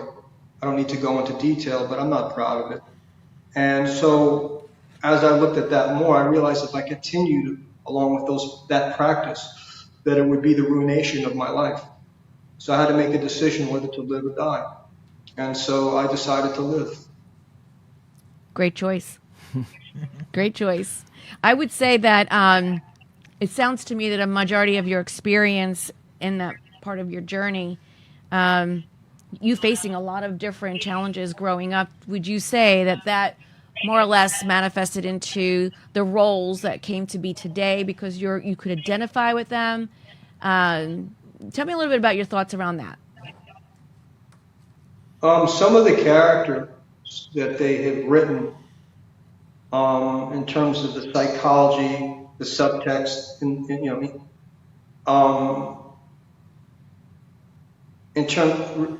relationship to mental illness, I can comprehend easily because of what I witnessed when I was young, when I was a young boy. And so when you're in a situation that you have no control over, whether you like it or not, you absorb the psychic field of that situation. And it has an effect on you, whether it's conscious or unconscious. And I didn't realize until later on in life that I was echoing or reflecting various tendencies that were like like something you catch, like a cold or something. If you're around people who are ill, then it's contagious, you catch it. And so I realized that maybe some of the people doing the casting noticed my disposition and read it a certain way. It didn't necessarily mean that I was walking around consciously thinking about how my earlier life affected my moment-to-moment existence. I wasn't walking around the streets as a raving lunatic. I wasn't behaving in a way that people would look at and say, ooh, that guy's strange. It was more or less something I internalized, But when you appear before a casting directors, some anyway, who have a very cookie cutter mindset about archetypes and how casting should be constructed for the sake of the marketplace to make money, they immediately go to what they feel is a noticeable quality that they can exploit. They feel. And part of that is their projection. And it also might have something to do with the way you're manifesting. I don't know. It's hard to say. So I think, yes, some of my ability to immerse myself in states of consciousness or states of being that are unsettling to the viewer have a lot to do with what I absorbed when I was very young. It's not like it's not about acting. It's about basically opening certain doors of the subconscious and channeling a disposition that you're familiar with, and having the freedom through practice in the art form itself in doing that. It's not like, it's kind of like this. There are men who've been to prison. There have been men who've killed other men. But if you put them in front of the camera, they may not convey that kind of the ferociousness or what you would imagine them to be, because it's in front of the camera, it's a whole different deal. Your ability, my acting teacher used to call it learning to become private and public. So your ability to reach down, dig within your being to bring about the experiences that have shaped you more or less. I wouldn't say not define you, but have kind of shaped you and challenged you to transcend. Your ability to grab that and pull it out in front of the camera and let go of the ego and just become that can be quite effective. But just because you've been in horrific situations or experienced things doesn't mean that you can do that in front of the camera. Thus, there are actors that have never been to prison, never killed anybody, but they're so convincing in their ability to channel a disposition because of maybe something that happened to them that's similar to that, or they experience trauma. They can replicate it in such a way within the frame of fiction to make it seem as if they are quite capable of doing that. And that's the trick, or that's the technique, which is effective, I think, So I think it's important to be able to access those aspects of life experience and bring them to the page. But in terms of your question with casting, I don't know if casting directors in of themselves are all a collection of an enlightened bunch. Some of them are very intuitive, intelligent, insightful, and understand creativity. They understand the process. They understand the business, and they're great casting directors. Some, like any job, they're not that good at it, and they don't always see what's in front of them. They don't always know how to see a talent or an ability that can be either exploited, utilized in the marketplace properly. And so they will ill-use performers and place them in a category based on their own hang-ups, their own inability to see the bigger picture in terms of what the artist can bring about. So I don't think it's the failure of the artist to bring it about. It's the failure of casting and producers and directors to recognize what's right in front of them. People think that directors and producers and casting directors, maybe not so much these days because the quality of the product has become so substandard, but people used to believe that they were impervious to critique, that they had some special knowledge and ability to see things in a way that made them more intelligent. That's why they were in these positions of decision to decide who gets the role and who doesn't. But I'd say that a lot of them, some of them had misused their power, used their power incorrectly, and did not have the insight to cast correctly. It's a tough industry. It's very tough. Yeah. It is. There's aspects of it that are tough. It's a tough life, man. Yeah. Yeah. Then you get the directors, that do what you said. They bring out that part of you. Like my director in my first film, he took me on the side before, almost like a coach. He said, "Now, Joe, this is you. You got to just be you here. You got to go out there and get those girls. They're waiting for you. You got to go out there and get them." And it's almost like a coach pumping you up, get you out there, go do it, but it is the inner talent in you. But some directors, the good directors, have a way of getting that out of you. You agree there? That's their talent. Right. Exactly. Some have the talent to do that. Right. Some don't. Some know don't. how to trigger you, like you just Some don't, described, and some don't have the ability to do that. Yeah. They push toward the result. They Exactly. say, make it bigger, give me more. They go to the result Exactly. formula rather than the trigger mechanism. They don't understand how to do Yeah. that. Yeah. Wow. You know, you talked about earlier how you have this magnetic almost drawing to doing things that are probably not heroic, so to speak, with some of the roles that you've I'm played. sorry, I didn't understand. Can you say that again? I didn't quite understand your sentence. I said I what? Yeah, you said that you were like I had a magnetic draw to something that was maybe not so heroic. In my personal life. Yes. And When I so was a young man. right, and so going with that, knowing that you went through certain things like that, and you have that draw to you when you're doing some of the characters that you play. Do you almost feel like you're sometimes feeding that need in those characters? Do you allow that to take that position? I look at it as catharsis. Mm-hmm. Yes. It's a healthy way to exercise those tendencies within the frame of fiction and not go to jail. Yes. So it was a blessing for me, like psychotherapy, to be allowed a stage. And I think a lot of artists struggle this way. I'm not so unique in that sense. I'm not some unique happening. I've talked to men and women, young and old, from various walks of life, who have used the art form as a way to transcend various past lives that they felt imprisoned by, misunderstood, tortured. And so the stage became a way for them to liberate themselves through fiction that became more like a reality than the life they knew prior.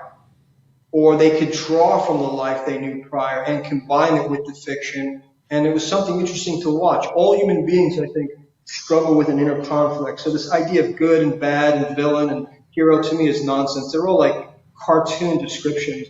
Anyone who talks like this, sorry, no disrespect, doesn't really understand the psychology of man and what's going on in the world. There are no good guys. Right. No. There's a lot of gray. Good Yes. men A lot of gray. do terrible things. I think as we Bad mature, men do good things. as we I get think older, what you come away with in this life is that there's an eternal conflict in every being.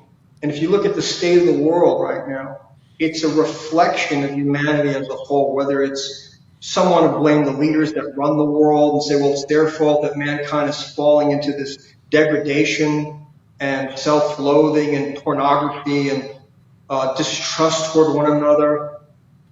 Or is it just men getting lazy in their own backyards and not doing what's necessary to hold the integrity of a society together?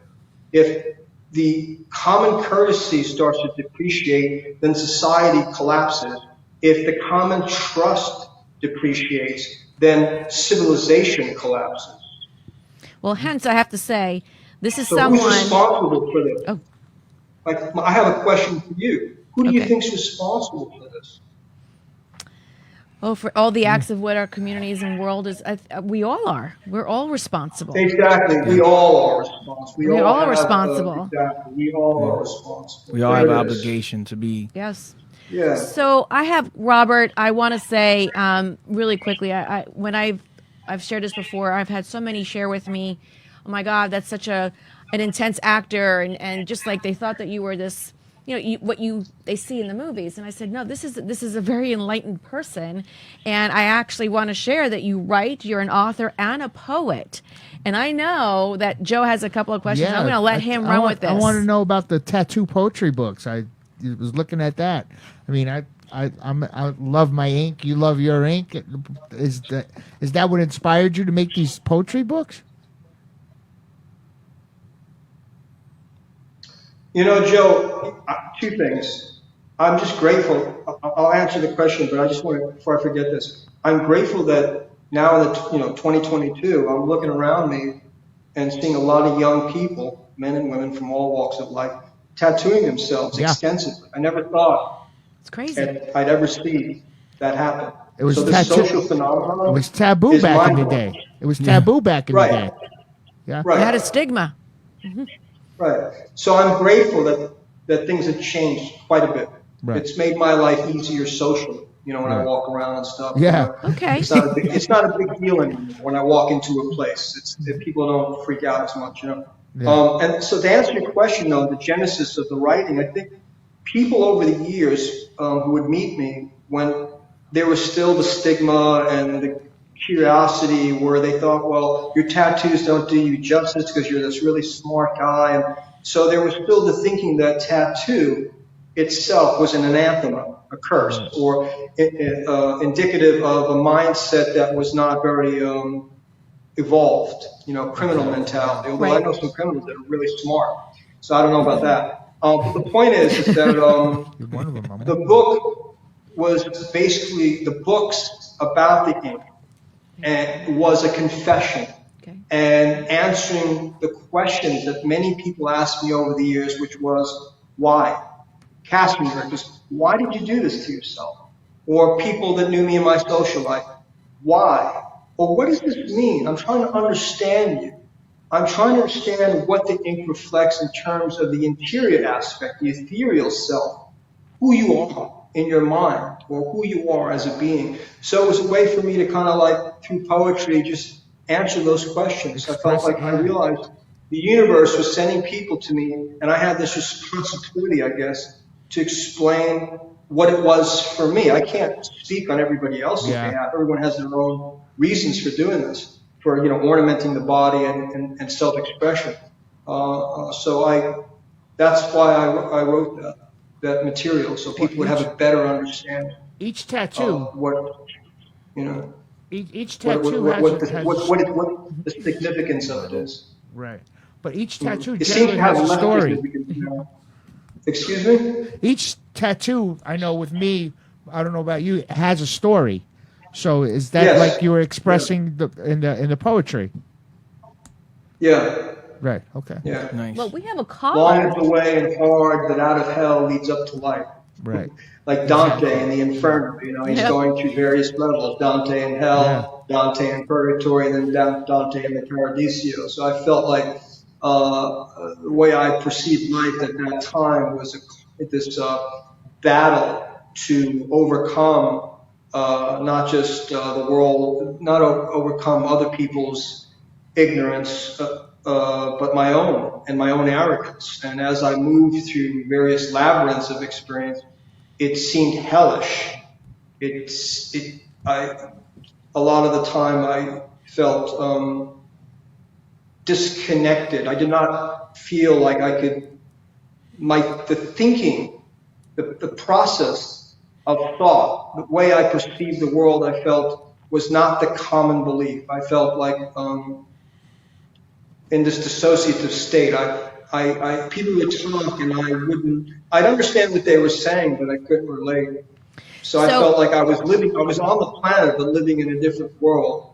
And there were moments where it just seemed torturous, and I didn't know how to deal with a lot of those feelings at the time. But when I go to the tattoo shop and I met other men, not too many women, but other men who also felt misplaced on this planet, in this world, they understood where I was coming from. And we talked a lot. And so it was a way to kind of work through those issues. It was like a form of psychotherapy. Going to the tattoo shop was a way to, to atone for something. Mm-hmm. And most tattoo artists are therapists now. Yeah. Tattoo artists are like therapists. I mean, you could talk to your tattoo artist. Yeah. Some, not all. Yeah. Some can. Yeah. So we do have a caller. Yeah. Robert, we do have a caller. I just want to make sure everybody knows that we are speaking with Robert Lasardo. This is our interview. So please hold. We have a caller let's bring them on. Hello? Hello? Yes. Who's calling? Hey, what's going on? My name's Les. I'm in Fort Lauderdale. Hi, Les. Thanks for listening. Yeah, man. I'm actually really enjoying the interview a lot, man. I'm a really big fan of Robert Lasardo and his roles. And I kind of discovered this, paying attention to his Facebook. And I'm excited for an opportunity to ask a few questions, if that's okay. Sure. Shoot. Go ahead. Yeah, man. Like, shoot, Luzardo's been great. I was paying attention to what he said about casting being really important, you know. And I was just watching a movie that he was in called Attack of the Unknown. And I was just thinking to myself, you know, how, like, you know, just certain roles would make or break a movie. And, like, I saw that Richard Grieco was cast for a role that, like, Mickey Rourke or someone like that would have been perfect for. And I was just thinking to myself how much the characters reminded me of each other. And, like, you know, like, I get it. And, like, as far as, like, the mental illness thing, man, like, you kind of were painting a picture that, like, some casting directors are kind of paid to kind of exploit certain parts of a person's personality, you know, even if it may be a certain type of mental illness or like a somber, you know what I mean, approach to life, you know? What do you think about that? I think that in identifying with what Robert was saying, I understand that what you're relating to with respect to casting and the pain and all the different layers of what Robert is sharing. So we do appreciate you calling in. And before you, can I say something? Yes, of course. Sure. Yeah. Les? Yes. Yes, sir. Les, thank you for the compliment, by the way. I just want to thank you for being, you know, calling in and you're the giving man. me the compliment. Like, seriously, you've never been in a role that I didn't like, sir. Honestly. Thank you, brother. Awesome. Thank you, brother. I appreciate that. But I want to speak to you because I think I couldn't hear too well what you're. I got a chunk of it. I think a lot of this has to do, once again, with other people's perception of things, despite what they see in front of them. Here's the thing. You know this. Like anyone, you know, it's a visual medium. Okay. We've been trained over the years to identify with how people look and assign them qualities that they may or may not have in real life. But in the movies, if you're beautiful, then you must be nice. If you see, so it's very cartoonish in the way the psychology functions. And I think the good news, though, is that for every movie like Attack of the Unknown, there's another film where a director will say, nah, I see other qualities in Robert that demonstrate something else that we need to explore. So luckily, because like I said earlier, socially now, the tattoo is not a big deal. So if they put me in army clothes and I play a general or I play a character that in the past they would say, there's no way Robert's going to play a fireman or a detective. It's just not heard of. But because the world is changing, policemen I know that are getting tattooed, firemen. So now we've kind of crossed the threshold of the taboo and moved into a whole new happening. And what's so cool, Les, is that I'm finally meeting directors now that are casting me who are completely covered in tats. And they say, yo, man, I grew up watching you. And you're one of my inspirations for getting tattooed. I used to be an MMA, my friend Bruce, I just did a movie with him called, was it Jack and Diane, The Legend of Jack and Diane. He came up to me and he's neck tattoos. I never thought I'd see a day where a director would respectfully come up to me and speak to me eloquently, because he's a smart man, Bruce, and made a really quality movie, and be covered in ink. And rather than shame me over it and ask me, why would you do this? He thought it was wonderful to be in my company, and he was very happy to collaborate with me. So there's been a huge paradigm shift in terms of the perception of things. And I'm so grateful I lived long enough to actually see these younger men growing up and reflecting something that I didn't plan. It wasn't contrived. It wasn't like, oh, I'm going to tattoo myself so I can be cool. I had to tattoo myself. I had to bring about the internal struggle to the flesh so I could come to terms with the emotional construct of my mind, the psychological torment that I felt. It was a way to free myself from that suffering without doing something that was by far more destructive based on the outward observation. Because most casting directors are like, oh, that's completely self-destructive what you've done. You've ruined your career. I actually had casting directors tell me that, producers say, you could have been a movie star had you not done this. You're so talented. So people haven't been very kind in the past. In the present, though, that's changed a lot, man. So, but not everyone is so quick to jump on that. There are people that still want to say, man, Robert plays this type of disposition so realistically, I want him to be the serial killer. And I'm not offended by that, because to me, the serial killer is a man who is struggling with a conflict for Lord knows what reason. So I don't deem him devil. He's just conflicted and doing what people perceive to be terrible things. Just like the government sends hundreds of thousands of men to go fight in the Middle East because they have an agenda. Is that good?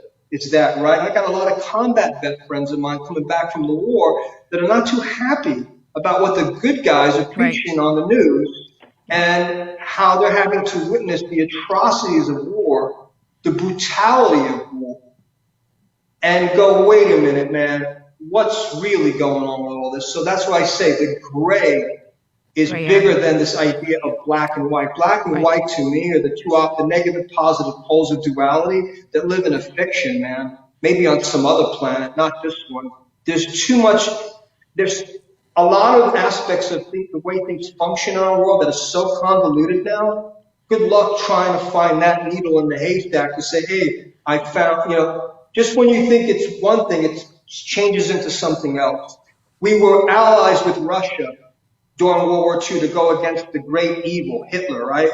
Now Russia did something over, you know what I mean? So the playing field just keeps changing. So 1 minute something's good. Japan is bombing Pearl Harbor. We're dropping a bomb on Hiroshima, Nagasaki. Now they're our allies. It's insanity, man. That mentality is the nature of mankind. It is very much so indeed. The devil created it, whether somebody's mother created it, the serial killer kills because his mom abused, who knows? The point is we got to be careful when we start labeling and judging people because we're all struggling, man. I met a lot of dudes in prison that were doing death sentences. They were doing life imprisonment, facing death sentences. And I look in their eyes and I talk to them. And once you have a conversation with some of these men in a specific moment in time, they were tempted by passion, by rage, and they did something. And they woke up out of that experience and looked around and said, wait a minute, what did I do? And now they're in prison for the rest of their lives. So that, to me, what they did is not their defining moment. It's just something they did and they have to pay for based on the way law is structured in the world and cause and effect. But it's interesting when you see these men behind bars that are painting incredible works of art, who are intelligent in the way they think. And I've met people on the outside that to me are not even functioning with the same evolution of thought that some of the men that we deem as devil in the prisons that we should lock away because they're so dangerous. Some of those men behind bars are enlightened. They're reflections of our society. They are our mistakes as a society. They weren't born with the hatred or the frustration they had. Someone had to create them. Yeah. Well, you know what I mean? And so you come to, like I did, you come to a crossroads in your life where you let the governing tendency, which is your life past, whether it's torturous or not, but if it's torturous life, then you give yourself an opportunity to make a decision. Am I going to let this influence me and do this, or am I going to fight to transcend this gravitational field that's pulling me into a place of violence, a place of destructive behavior? So every man who struggled with identity, who struggled with passion, struggled with abuse growing up early on, with whether it's abusive mother, abusive family, abusive whatever, has to come to terms with this decision and fight against the temptation to embrace evil. Awesome. And just like the world governments have to do the same thing. Are they motivated by helping the people, or are they motivated by greed?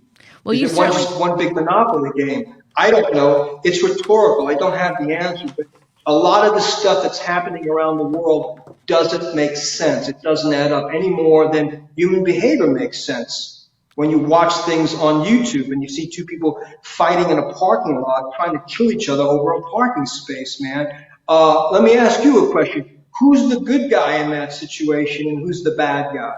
You see what I mean? It's really difficult when you start trying to do that. Human beings are very complicated creatures who struggle tremendously in a world now where we're being pushed to the edge because of governing entities that have power to make us live in a state of anxiety if we let them. If we let them. We can take a walk on a hiking trail. We can go to the beach. We can visit a friend. We can help a community. We can do things to take us away from the negativity. Selfless things that are not about narcissism. Well, so we do I have would to, say, you know, Robert, we do need to cut for a break real quick. And stay tuned. Stay right where you are, and we're going to cut to a quick break. RD Promo is the premier source of unique and captivating promotional products. Whether you need gifts for trade shows, corporate giveaways, holidays, or something in between, RD Promo is committed to the best services and products for our clients. Our expert account representatives are committed to your satisfaction and are prepared to help you find the promotional bags, gift items, and products you need. Our compelling corporate gifts meet high-quality standards and are designed to work for every budget. RD Promo makes promoting your business affordable, efficient, and fun. We work with high-end clients, advertising, and marketing firms alike to craft successful marketing campaigns for brands. Small businesses, major corporations, and multinational Fortune 500 companies have trusted us for their promotional product needs. Call 1-855-915-7377 or visit our website at rdpromo.com. We all know that paper straws are terrible. They dissolve after a few minutes of being in your drink. When they dissolve, they are also releasing gluten into your drink. Gator straws are different because they are made from rice paper. Rice, like when used with sushi, it gets wet and it binds. Gator straws last at least 4 to 5 hours in a drink. Gator straws are gluten-free, manufactured with superior paper, are recyclable, animal-friendly, eco-friendly, and simply the best straw on the market. For more information, call 855-915-7377 and visit our website at www.safetyworks.com. That's www.safetywercs.com. The Safety Works line of products has been carefully tested and established as the first line of defense against the worldwide pandemic and beyond. Our high-quality FDA line of personal protection equipment will keep you, your family, and your workspace as protected as possible during these uncertain times. Call 1-855-915-7377 or visit our website at safetyworks.com. That's safety, WERCS.com.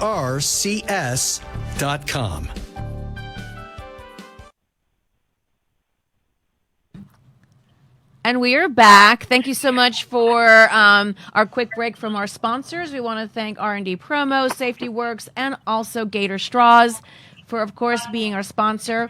And we have with us in this hour, Power Up Hour, Robert Lasardo, who's been opening up, sharing a lot about himself. And I have to say that, you know, we only have a few more minutes left, Robert, and you've actually given us quite a bit to think about. And I just want to share, we were just mentioning how interesting it is to see a character that we see all the time on TV and who you are in person. It's awesome. It's awesome. This is an awesome dynamic. You really are very much so different, and I told everyone you were, and you really gave us a lot. Different in a very good way, meaning the character you portray, but who you are when you meet you and your dimension and your depth. Amazing. Yeah. Amazing. Don't forget, hey, Denise. Yes. Just a reminder, don't forget that what you're watching on TV and movies is a fiction. Of course. Of course. And let's remind the public of that. We will remind the public of that. But a lot of people do relate Oh, yeah. to that, you know? And it's great to debunk it. they need to wake up. Exactly. Yeah. Yes. I say that often. You don't judge a book by its character. And when you open the book, you might be so surprised what you find and the depth of that person or the depth of the story. So thank you so much for opening. They've been trained to do that. They've been trained systematically over time to do that. Absolutely. By identifying with imagery. So. Yes, very Absolutely. easy. But I know that you have a current project. And Kenny, you want to share a little bit about the current project that you're working on? Yeah, I actually got to meet Robert on set of The Squad, Rise of the Chicano Squad. We had a great conversation. In one of the scenes where we were there was like a big pool table, it was like in a mansion. I'm not actually in the scene, but I was there for the filming. And I watched him when he walked in because I wasn't sure how he was going to be. I was like, you never know. And beforehand, we ended up having a really long conversation, really good conversation.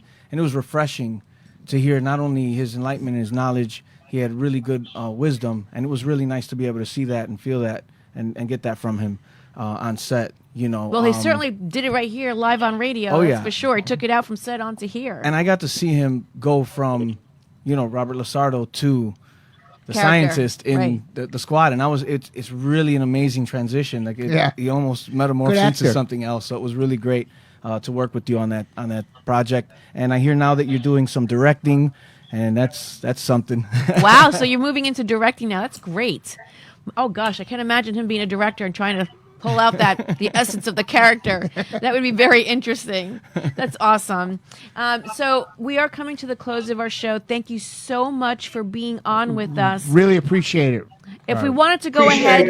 Appreciate the compliment, Ken. Thanks. Thank you, sir. Awesome. Well, again, I thank you so much for you taking the time. I know that you have a very busy schedule.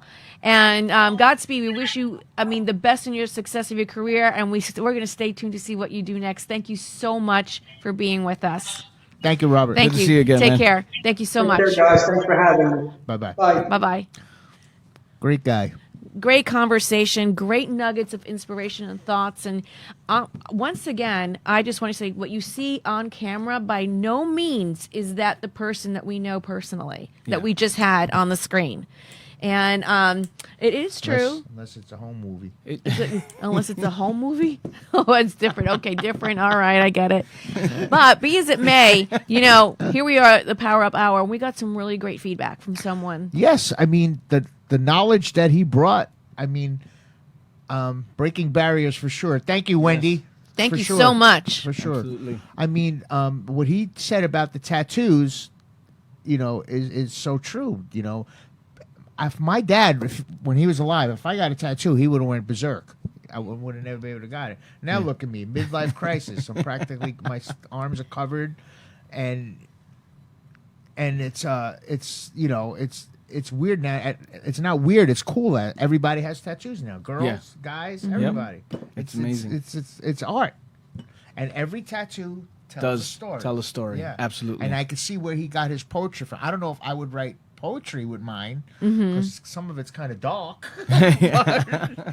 All right. I was just watching Attack of the Unknown the whole time. I felt Mickey Rourke would have delivered. We have a commentary from our Facebook followers. Prince Les, he was on I think he was the guy who called in, right? Yes, this is our caller. And Yeah. so we had a lot of callers. Sorry we couldn't get them all in. And but to the point, it's so easy to be typecasted. I think that's the proper term. Yeah. When you have one appearance and you fit the bill constantly, But truth be told, they're nothing like that in the role that they play. Is it always a bad thing? I've gotten typecasted a couple times and it doesn't bother me. It's work. Well, I've gotten typecasted in life. Yeah. You know what I mean? Oh, yeah, me too. And I'm trying, to prove that that's not me. But, and I'm more like the characters I played on film, than people think I am. But it's acting. That's what acting is. Yeah. Yeah. Not really, because you got actors, great actors that could play any role. You know what I mean? Mm-hmm. But a guy like a regular guy. Yeah, but what this man is trying to say, even with his tattoos, he wants to play serious roles and do serious stuff and the other things. Play a general, play a cop. And, And he can be cast as a it's detective, happening. and it's happening believable now, Yeah. whereas it wouldn't have been believable Yeah. before. Right, exactly. So his casting of a bad guy, is that the issue? He plays villain in a lot of his movies, and I guess it's very easy for a director or someone that's looking to have someone that has his look. It's very easy to fill that role, I would imagine. But you wouldn't have. I'm sorry. It's also his look. Yeah, you can implant in a lot of implanted in. He's done comedy. Yeah, he's done comedy as well. Yeah, he really has. Good idea. So Freddie's finally getting a mic. So and with 5 minutes left. Yes. But you know why? Because I'm intrigued. If you were cast as a bad guy, right, and you're getting back into business and you're getting back, would you care? I think your point is excellent. I'll pay any part. An actor wants to prove that he could play any part. Now, if you're an established actor. Yeah, like he's an established actor. He could play whatever so he may wants. want to play things that he wants to play. Then he doesn't want to be. I'm trying to understand that. My favorite actor of all time, by far, is Al Pacino. Okay, because he could play anything. Okay, played blind men, gay men. He's played it all. He has, and to perfection. You know, I have a handful of favorite actors, but he's steps above everyone else. That's what your goal is as an actor, to show that you could play any role. But then let me ask you guys a question. A villain has to have a certain chemistry across the screen. Yeah. You can't, as he said. As he said, you just have to have that look. The tats help it. You could play a villain all your life because you look like a villain. Thank you. But I mean it as a compliment. I know what you're saying. But I mean it as a compliment. That's Freddie. Now that I'm getting back in the business, that's primarily what I'm going for. See, now. one of my favorite actors is Gary Oldman, and I feel like he's been able to portray anything. Anything. I mean, even out of this world stuff with Fifth Element. You know, Great you look actor. at somebody like him, and I think about It that. was a great movie, Fifth Element. But yeah, I can tell you, it doesn't bother me when that movie he was in with the French actor. That he was the French actor was the hitman and he was protecting the little girl. Yes, he played that psychotic cop, Gary Oldman. Yeah, he was The Professional. Yes, The Professional. Wow, yeah. Talk That was a good movie. Oh, I remember that movie. Yeah, that was good. I saw like. Do you think I can be casted as a villain? Yes, you are a villain. I think you could be I saw the way you casted yelled as at a those ladies to get out of superwoman. Superwoman. I saw the way you yelled at those Superman. ladies to get out of the pictures last night. You could be a villain. Okay. Excuse me. Excuse me. We've been waiting. Oh, the truth comes out. We have 1 minute. We Great have show, 1 guys. minute to the close. Good show, everyone. We had Robert Lasardo on for the Power Up Hour, who gave us some really great nuggets of being in the world of acting and the roles that he has, the life of being a writer, and from coming from such tough inner street lives, but pushing through, making it to the point where he's made it. I mean, he's been amazing. Kenny, thank you so much for showing up. and Anytime, Ken, being you're on always set welcome. with us. I know you wanted to Yes. talk, but Robert kept this going. He did a great job. So here we are, another week closing, and we're looking forward to next week. You just never know who may show up next week, so make sure you stay tuned. If you want to go ahead and watch the show again, go to www.powerupradio.com. You didn't pull this off till the end, and you did a great job. Well, it always PowerUpRadio.tv.com. happens. Yes, things always come together. So we manifest everything. Everyone have a great, safe weekend. And you know what? Manifest. Go to Make that things website. happen. Keep going. Maybe up. get a tattoo. Sign up on the website. See Tune in where next we're gonna be Friday. next. Yes. All right. Everyone have a great weekend. Thanks. Take care. You have been listening live to the one and only timeless Denise as she helps you bring in your weekend with a smile. If you wish to contact Denise and be on the show, call us at 866-224-5422 or email Denise at poweredUpRadioTV.show and tell us how your business shapes up the weekend. Again, call us at 866-224-5422 and make your mess our message. Now that you are powered up, go get your weekend on. The opinions expressed on the preceding sponsored program were strictly those of its host, guests, and callers, and not necessarily those of this station, its staff, management, or sponsors. Along the sun-drenched beach